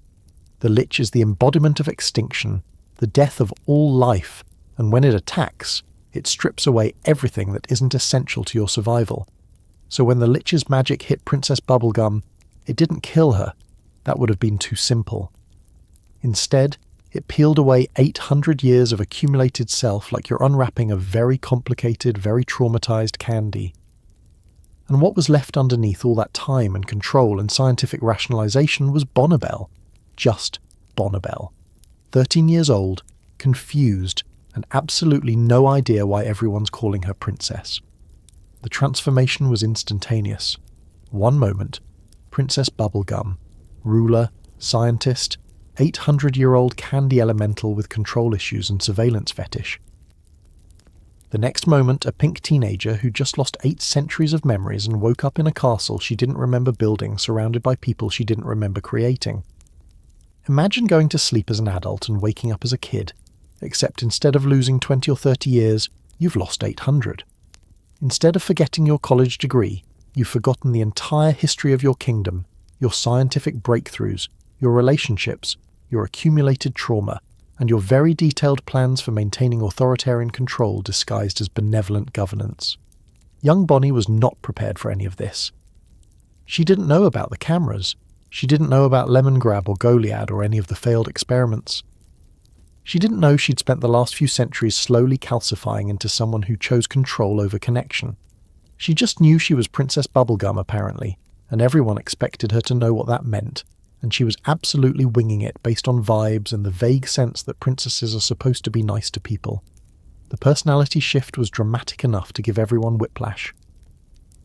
Adult Princess Bubblegum was controlled, calculating, always thinking 3 moves ahead. Young Bonnie was impulsive, playful, emotionally available in ways that made long-time citizens deeply uncomfortable. She laughed at things that weren't calculated to be funny. She made decisions based on feelings instead of statistical analysis. She wanted to explore and play instead of monitoring threat levels and optimizing resource distribution. She was, in the most fundamental sense, a different person wearing the same candy body, and she was terrible at ruling, just catastrophically bad at the job adult PB had spent 8 centuries perfecting. Young Bonnie didn't understand governance or diplomacy, or the carefully balanced relationships between kingdoms. She didn't know why certain protocols existed or why you can't just decide things based on what seems fun in the moment. She made impulsive decisions that created diplomatic incidents. She forgot important meetings. She let the banana guards do whatever they wanted, which turned out to be mostly napping and eating bananas. The kingdom didn't collapse immediately, but it started listing badly like a ship taking on water. The candy people were confused and slightly terrified. Their princess, who'd been a constant presence for as long as any of them had existed, suddenly didn't recognize them. She didn't know their names. She didn't remember creating them. She looked at the surveillance system with genuine horror instead of justifying it as necessary for their protection. She asked questions like, why are there cameras in the bathrooms, and why do the banana guards report everyone's private conversations, and honestly what is going on here? Which were excellent questions that no one knew how to answer because they'd never questioned it before. Peppermint Butler tried to maintain operations behind the scenes, but even his dark efficiency couldn't compensate for the loss of PB's scientific knowledge and strategic planning. Problems that adult Princess Bubblegum would have solved in minutes became ongoing crises. The machinery she'd built to run the kingdom required maintenance she'd never documented because she assumed she'd always be there to handle it. Systems started failing, diplomatic relationships frayed, and young Bonnie, bless her, tried to help but mostly just made things more chaotic by approaching everything with enthusiasm instead of expertise. Flame Princess stepping in during this crisis is fascinating because it shows what the Candy Kingdom looks like from outside. She saw immediately what the Candy people couldn't see, that their kingdom was built on one person's knowledge and control, and without that person, the whole structure was unsustainable. She tried to help stabilize things, provide leadership, be the adult in the room while Princess Bubblegum was functionally a teenager. But she was also dealing with her own kingdom and her own responsibilities, and you can't run 2 kingdoms simultaneously, especially when one of them was designed to require constant intervention from its creator. The power vacuum became obvious quickly. Other kingdoms started testing boundaries, seeing how far they could push now that Princess Bubblegum wasn't around to respond with calculated precision and barely concealed threats. The Candy Kingdom's defences were still functional, but nobody knew how to maintain them. The diplomatic relationships PB had carefully cultivated over centuries started deteriorating, and inside the kingdom, citizens who'd never had to make real decisions suddenly had to figure out governance without their princess's guidance. It was chaos. Not catastrophic chaos, but the kind of slow-building chaos that gets worse the longer it continues. Young Bonnie, watching all this unfold, started to understand the weight of what she'd lost. She didn't have the memories, but she could see the consequences. Hundreds of people depending on knowledge she didn't have. Systems she didn't understand failing because she couldn't maintain them. A whole kingdom that functioned only because someone who wasn't her anymore had built it to work that way. The responsibility was crushing, and she didn't even have 8 centuries of experience to help her handle it. She just had fear and inadequacy, and the growing realization that whoever she'd been before, they were really important and everyone needed them back, so she tried to reverse it, desperately. She dove into research, trying to understand her own biology, trying to figure out how the Lich's magic had worked, trying to find some scientific solution to restore her memories and her adult form. But here's the problem. The science she needed to understand was science she'd developed over 8 centuries. The notes existed, but they were written by someone with her brain and 800 years of context. Young Bonnie reading adult PB's research notes was like a high school student trying to understand doctoral-level mathematics without knowing basic calculus. The information was there, she just didn't have the foundation to understand it. The philosophical question hanging over all this is genuinely difficult. Which version is more real? Young Bonnie is Princess Bubblegum stripped of experience and trauma and learned behaviours. She's what PB might have been if she'd grown up in safety instead of post-apocalyptic wasteland. She's playful because she hasn't learned that playfulness leaves you vulnerable. She's open because she hasn't been hurt enough times to build walls. She's impulsive because she hasn't made enough mistakes to develop paranoia. Is this the real Bonnibel, finally freed from centuries of defensive mechanisms? Or is the real Bonnibel the sum of all her experiences, including the trauma and control issues? Adult Princess Bubblegum had spent 8 centuries becoming who she was. Every choice, every mistake, every relationship that failed or succeeded, every experiment that went right or horribly wrong, all of it shaped her into the person she'd become. Young Bonnie didn't have any of that. She had potential but not actualization. She was a blank slate that happened to look like Princess Bubblegum.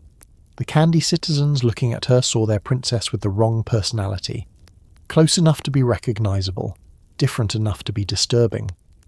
What we learned about who she was before immortality's weight is heartbreaking in its simplicity. She was curious. She wanted to explore and understand things because they were interesting, not because understanding led to control. She made friends easily instead of calculating the strategic value of relationships. She laughed without analysing whether laughter was the appropriate response. She was genuinely nice in a way that didn't feel calculated or strategic. She was, in short, the kind of person adult Princess Bubblegum had forgotten how to be. Watching young Bonnie interact with Marceline was particularly revealing. Bonnie didn't have 800 years of complicated history with her. She just saw a cool vampire girl who seemed interesting and wanted to hang out. No baggage, no unresolved romantic tension, no carefully maintained emotional distance. Just genuine enthusiasm for spending time with someone she liked. And Marceline, confronted with this version of Bonnie who was open and available and hadn't yet chosen the kingdom over their friendship, had to grapple with what that meant. This is who Bonnie was before I lost her. This is who she might have stayed if things had been different. This is the person I fell in love with before she built walls 800 years high. But the kingdom needed adult Princess Bubblegum back. That wasn't optional. Too many systems required her knowledge. Too many relationships depended on her experience. Too many citizens needed the version of her who could protect them from threats young Bonnie didn't know existed. So the research continued more desperately now, because every day the kingdom functioned without her was another day proving how unsustainable the whole structure actually was. And then she found it, the solution. A way to restore her memories, regain her adult form, become Princess Bubblegum again. The process would be instant and irreversible. Young Bonnie would cease to exist, replaced by the 800-year-old version with all her knowledge and trauma and control issues intact. It was necessary. It was the only way to save the kingdom. It was also essentially killing herself to bring back someone else. Young Bonnie, looking at the formula, knowing it would erase her and restore the person she used to be, had to choose between her own existence and everyone else's safety. She chose everyone else. Of course she did. Because even without the memories, even without the experience, she was still fundamentally Bonnibel Bubblegum. Self-sacrifice for the greater good was encoded in her candy DNA. She drank the formula, or injected it, or whatever the delivery mechanism was for turning yourself back into your own future self. And then young Bonnie was gone, replaced by adult Princess Bubblegum with all her memories restored. The trauma of regaining 800 years of memories all at once must have been indescribable. Imagine having 13 years of experiences and then suddenly having 800 years of additional experiences download into your brain simultaneously. Every mistake, every loss, every moral compromise, every surveillance decision, every failed experiment, every moment of loneliness across centuries. All of it hitting at once, flooding back, overwhelming the brief weeks of being young and free and unburdened by history. Adult Princess Bubblegum woke up from the transformation knowing exactly what she'd lost and what she'd regained.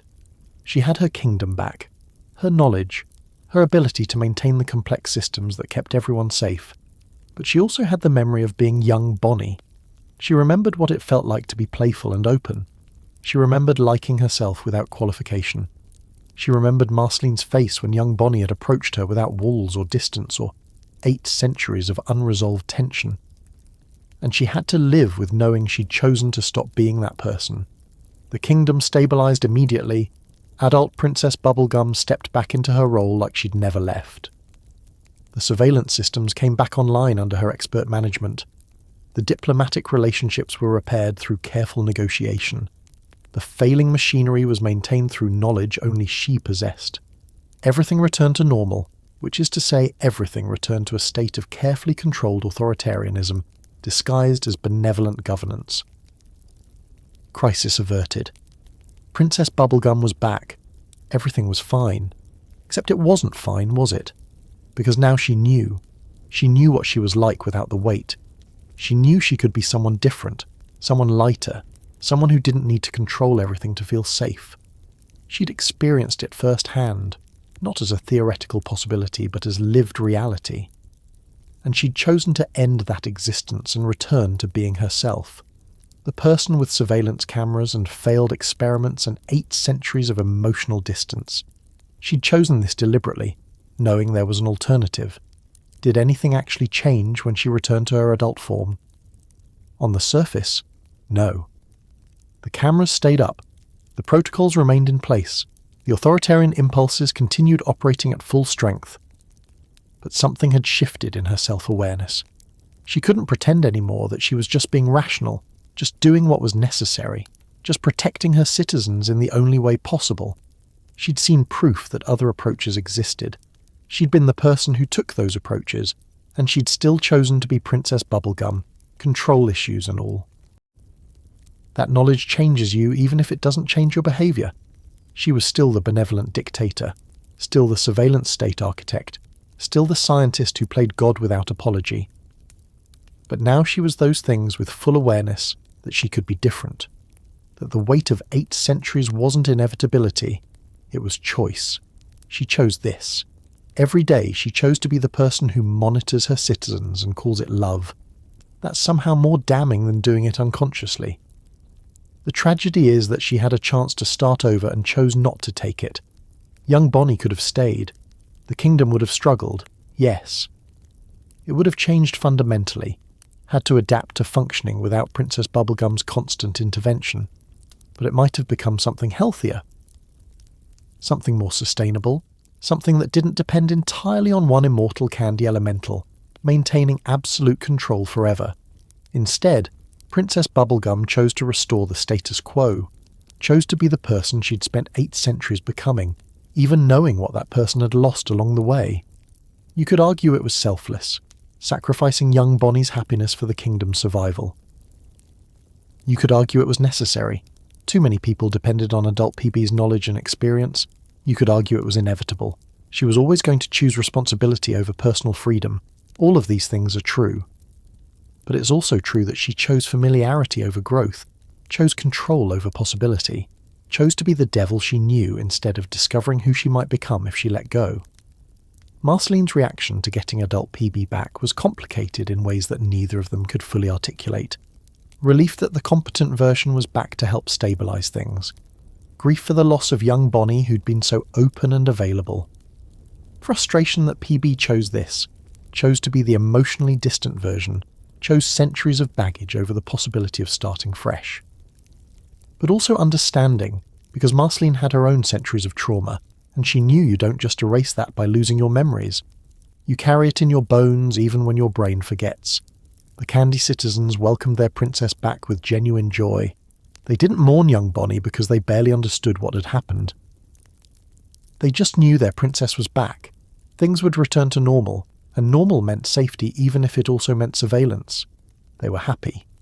And Princess Bubblegum watched them celebrate her return and wondered if she'd made the right choice. If restoring herself was worth sacrificing the version who could have grown into something different. The answer, if she was honest, was that she didn't know. She knew it was necessary. She knew the kingdom needed her. She knew young Bonnie couldn't have handled the responsibilities that came with being Princess Bubblegum. But necessity and rightness aren't always the same thing. Sometimes you do what you have to do, even when you suspect it's not what you should do.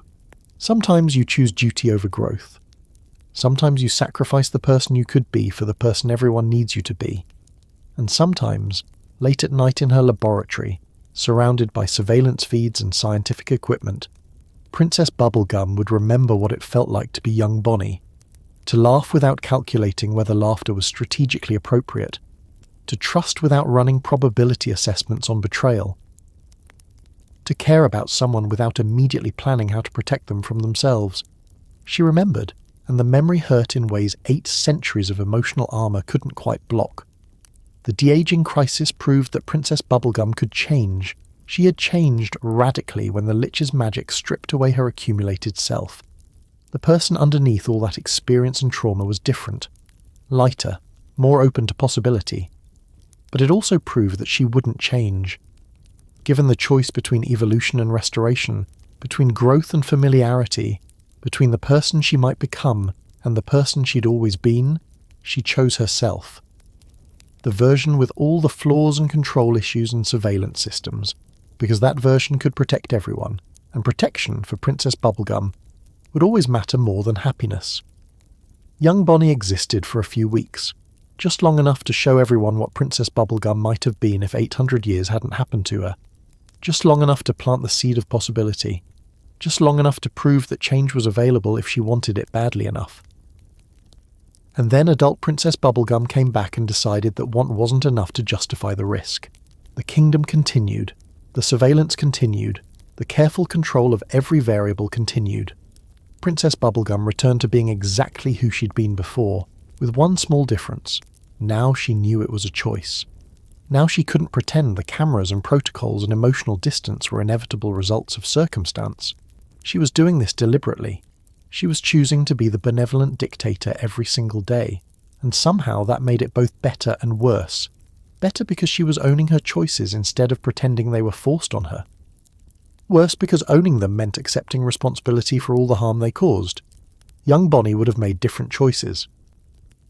Young Bonnie would have tried something new. Young Bonnie might have built something better, even if it took longer and failed more often along the way. But young Bonnie was gone. Princess Bubblegum remained. And the cameras kept watching, the systems kept monitoring, and the 800-year-old candy elemental kept choosing control over possibility, duty over growth, familiar dysfunction over uncertain change. Every single day. Change is supposed to happen gradually, like erosion wearing down stone over millennia. That's how it works for immortal beings who've spent 8 centuries becoming exactly who they are. Except sometimes change doesn't wait for you to be ready. Sometimes it hits you all at once when the person you've spent 800 years not quite admitting you love becomes mortal, and suddenly all that time you thought you had collapses into maybe 50 years if you're lucky, and every conversation you avoided having becomes desperately urgent. Sometimes change arrives in the form of a vampire queen losing her immortality, and you realize that control means nothing if the one person who actually knows you is going to die while you watch. The Stakes miniseries should have been a simple problem with a scientific solution. Ancient vampires that Marceline had defeated centuries ago were returning. Princess Bubblegum could handle this, analyse the threat, develop countermeasures, protect Marceline from danger until the situation was resolved. Standard operating procedure for someone who'd spent 8 centuries solving problems through superior planning and applied science. Except this problem came with a complication she hadn't anticipated. Defeating the vampires meant Marceline would lose her vampire powers. She'd become human, fully, completely, temporarily mortal, and Princess Bubblegum absolutely lost her mind in the most controlled, scientifically rigorous way possible. She went into full protective mode, monitoring Marceline constantly, developing contingency plans for every conceivable danger, creating serums and weapons and backup protocols. She worked around the clock without sleeping, driven by terror so visceral it overrode 8 centuries of emotional discipline. Because here's what she couldn't say out loud, but everyone could see anyway.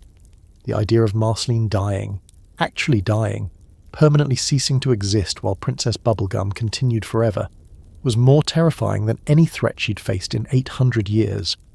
The Lich wanted to end all life. Ice King kidnapped princesses weekly. The Mushroom War had destroyed civilization. Princess Bubblegum had handled all of it with calculated precision. But Marceline becoming mortal? That broke through every defense mechanism she'd built, because you can plan for external threats. You can build walls and develop weapons and monitor for danger, but you can't plan for grief. You can't build defences against the knowledge that someone you care about will eventually be gone, and there's nothing your science can do to prevent it. Watching Princess Bubblegum during stakes is watching 8 centuries of emotional repression crack under pressure. She snapped at people. She made decisions based on fear instead of logic. She abandoned her usual careful cost-benefit analysis in favour of protect Marceline at all costs. And when Marceline called her out on being overprotective, when their carefully maintained dynamic threatened to collapse into actual honesty, Princess Bubblegum said something she'd managed to avoid saying for 800 years. "I care about you, Marceline, more than I care about the kingdom." Let that sink in for a moment. Princess Bubblegum, who'd sacrificed relationships and ethics, and her own emotional availability for the sake of the Candy Kingdom, who'd spent centuries prioritising duty over connection, who'd pushed away the one person who actually knew her because the kingdom needed her more, she looked at Marceline and admitted that, actually, this one vampire matters more than everything else combined. It wasn't dramatic. It wasn't a grand confession. It was just honest in a way Princess Bubblegum had forgotten how to be. And then she immediately got awkward about it because 8 centuries of emotional distance doesn't evaporate just because you've accidentally been honest. She tried to walk it back, to frame it as strategic concern for a valuable ally, to find some way to unsay what she'd said. But Marceline heard it. Everyone heard it. And you can't take back that kind of admission once it's out there. You can only deal with the consequences of having finally, after literal centuries, told someone they matter more than your carefully constructed empire. Stakes resolved with Marceline regaining her vampire powers and immortality, which meant the immediate crisis was over, but the underlying question remained: what happens now? They'd both admitted in their own oblique ways that they cared about each other. They'd both acknowledged that 800 years of distance was a choice rather than necessity. But knowing you should change and actually changing are separated by a gap that makes the Grand Canyon look like a crack in the sidewalk. Especially when you're both immortal, both traumatized, both really good at avoiding difficult conversations by simply existing for another few decades until the moment passes. Except something had shifted fundamentally enough that the moment didn't pass this time. The later seasons show Princess Bubblegum slowly, painfully learning behaviours that should have been basic relationship skills, but felt revolutionary for someone who'd spent 8 centuries treating connection as strategic liability. She started delegating real responsibility instead of just assigning tasks while maintaining ultimate control. She began trusting people to make decisions without her constant intervention. She let herself be vulnerable in small ways, asking for help, admitting uncertainty, accepting that maybe she didn't have all the answers despite 800 years of usually being right. The growth was glacial and involved significant backsliding. Old habits are hard to break when you've been practicing them for centuries. She'd delegate something, then monitor it obsessively through her surveillance system. She'd trust someone with a decision, then override them when they chose differently than she would have. She'd be vulnerable for a moment, then retreat behind scientific rationalization when the vulnerability felt too scary. 2 steps forward, 1 step sideways, occasionally 3 steps back when stress triggered all her control issues at once. But the trajectory was there. Marceline helped, partly by calling her out when she backslid, partly by being patient with the process in ways she hadn't been 800 years ago. They'd both learned something from their centuries apart. That change requires time and effort even for immortals, that growth isn't linear, that loving someone means accepting their damage while encouraging them to heal from it. They started spending more time together. Not officially dating, because that would require acknowledging what was happening, but existing in each other's orbit more comfortably, jamming together, helping with various crises, having actual conversations instead of passive-aggressive exchanges loaded with 8 centuries of subtext. And then Uncle Gumbold showed up, and suddenly Princess Bubblegum had to confront the fact that she had family, actual relatives she'd created and then conveniently forgotten about when they became inconvenient.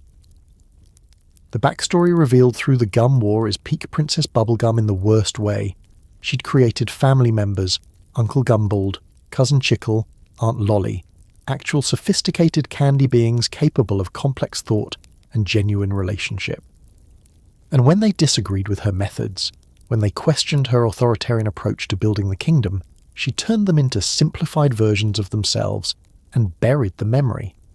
It's literally the most disturbing thing she'd done in a series full of disturbing choices disguised as pragmatism. She didn't exile them like Lemongrab. She didn't create them with limitations like the regular candy people. She made them complex and intelligent and capable of being actual family, and then she unmade them when they became inconvenient.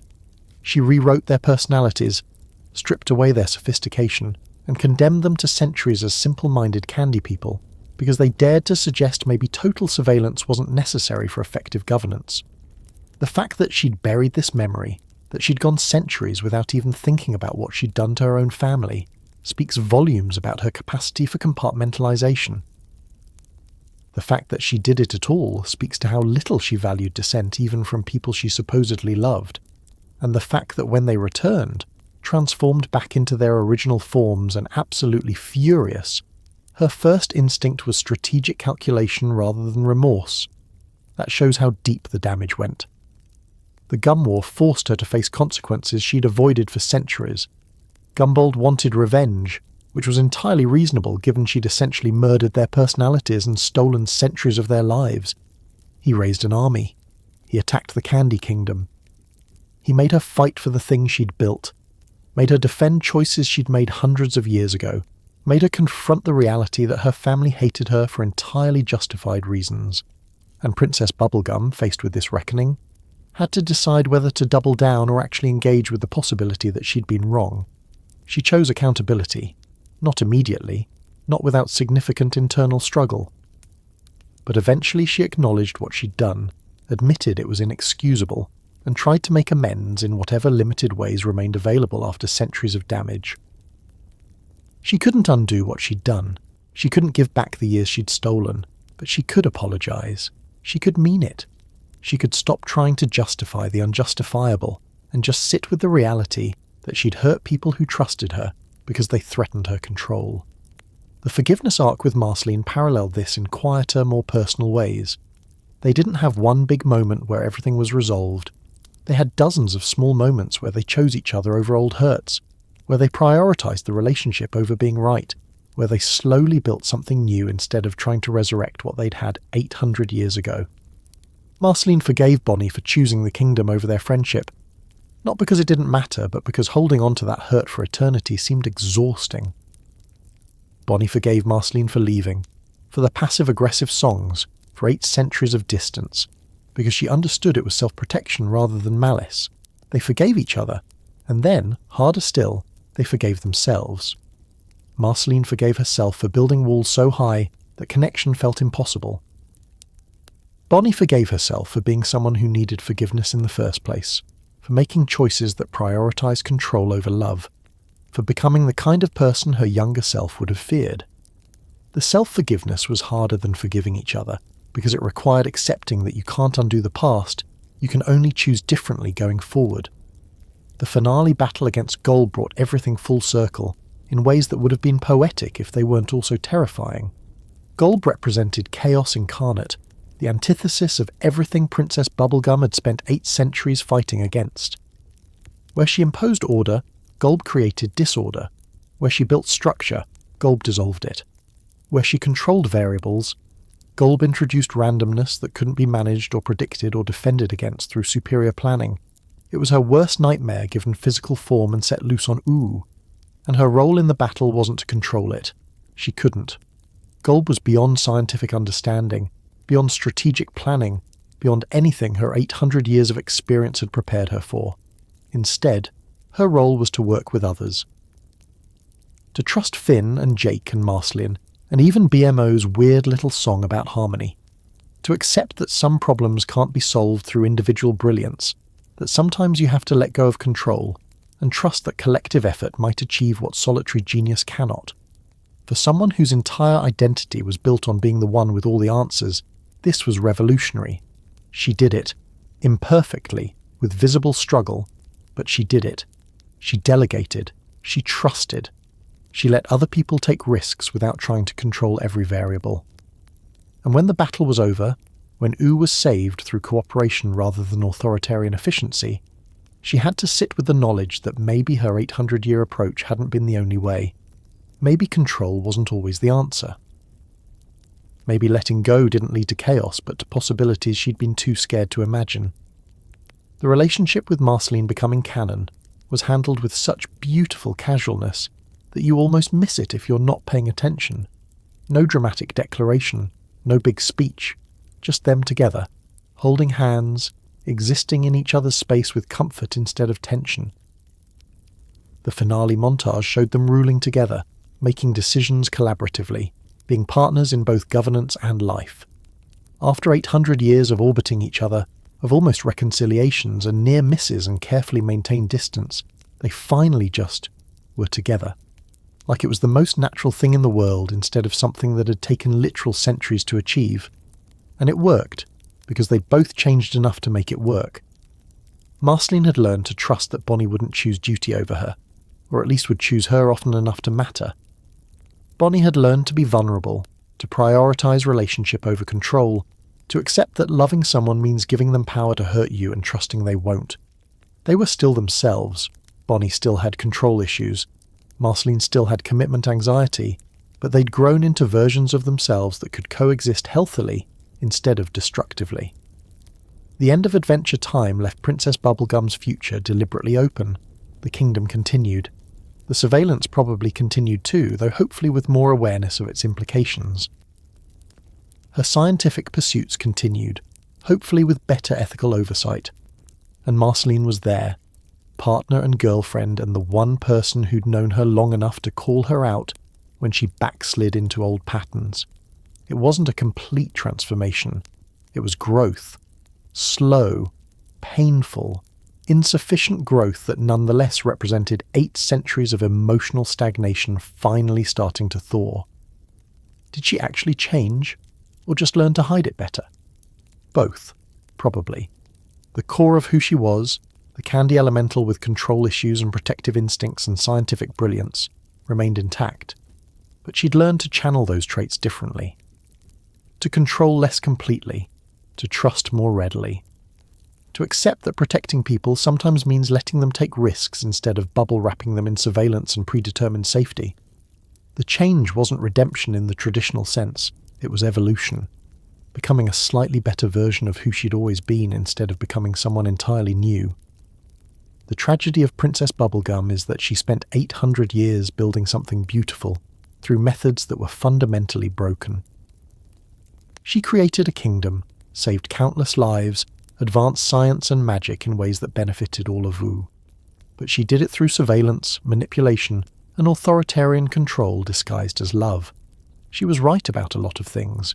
She was also wrong about the things that mattered most, that safety and freedom aren't opposites, that control and connection can't coexist indefinitely, that being right doesn't justify overriding everyone else's autonomy. The beauty is that she figured this out eventually, 800 years late after immeasurable damage, with help from people who loved her despite everything. But she figured it out. She learned to let go. Not completely. She's still Princess Bubblegum. She'll never fully release her need for control, but enough. Enough to love Marceline openly instead of through calculated distance. Enough to trust her citizens with more autonomy. Enough to accept that some things can't be managed through superior planning, and maybe that's okay. From the wasteland to the kingdom to something approaching actual emotional availability, that's Princess Bubblegum's arc. From the lonely pink blob building candy people to avoid being alone, to the authoritarian ruler monitoring everyone for their own good, to the person who could finally hold hands with someone who knew all her flaws and loved her anyway. It's not redemption. It's not even particularly happy, given how much harm she caused along the way. But it's something.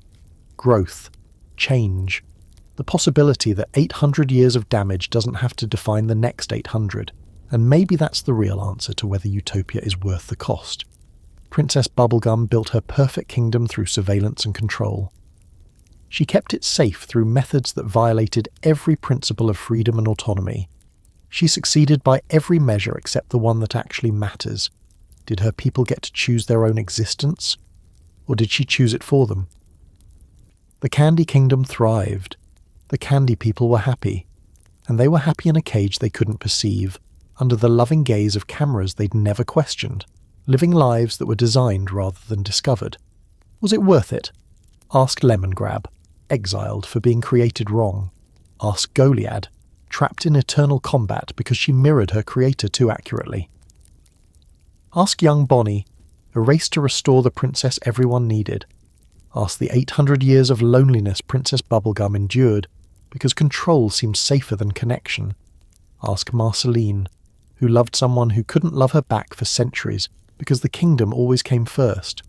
Or ask them now, in the future after the finale, when Princess Bubblegum has learned to let go just enough to build something real.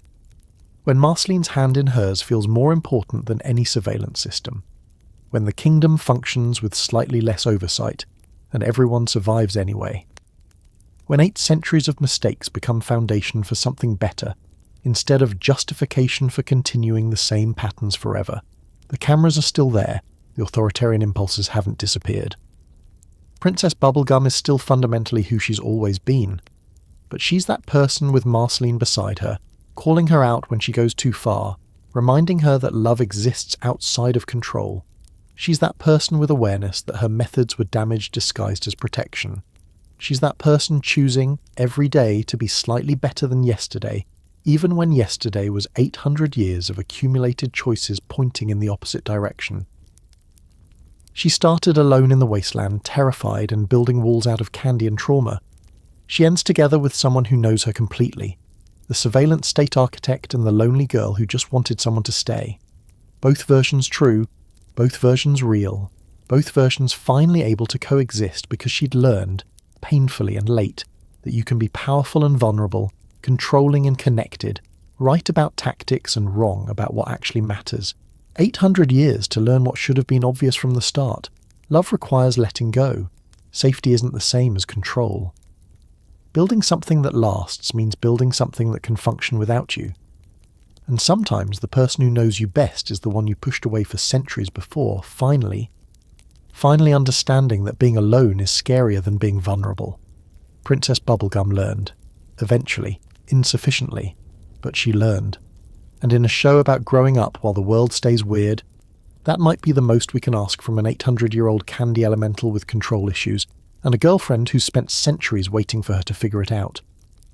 The wasteland was where she started. The kingdom was what she built. Marceline was who she came home to. Finally. Princess Bubblegum isn't a villain pretending to be a hero. She's a hero who learned to speak in the language of villains. She builds, she protects, she saves lives. But she reaches for control the way other people reach for comfort. And that's the contradiction at the center of her story. The more she loves her kingdom, the more she tries to manage it like an experiment. So the answer is, she's both. A protector with a ruler's burden, and a ruler who sometimes forgets that people aren't variables.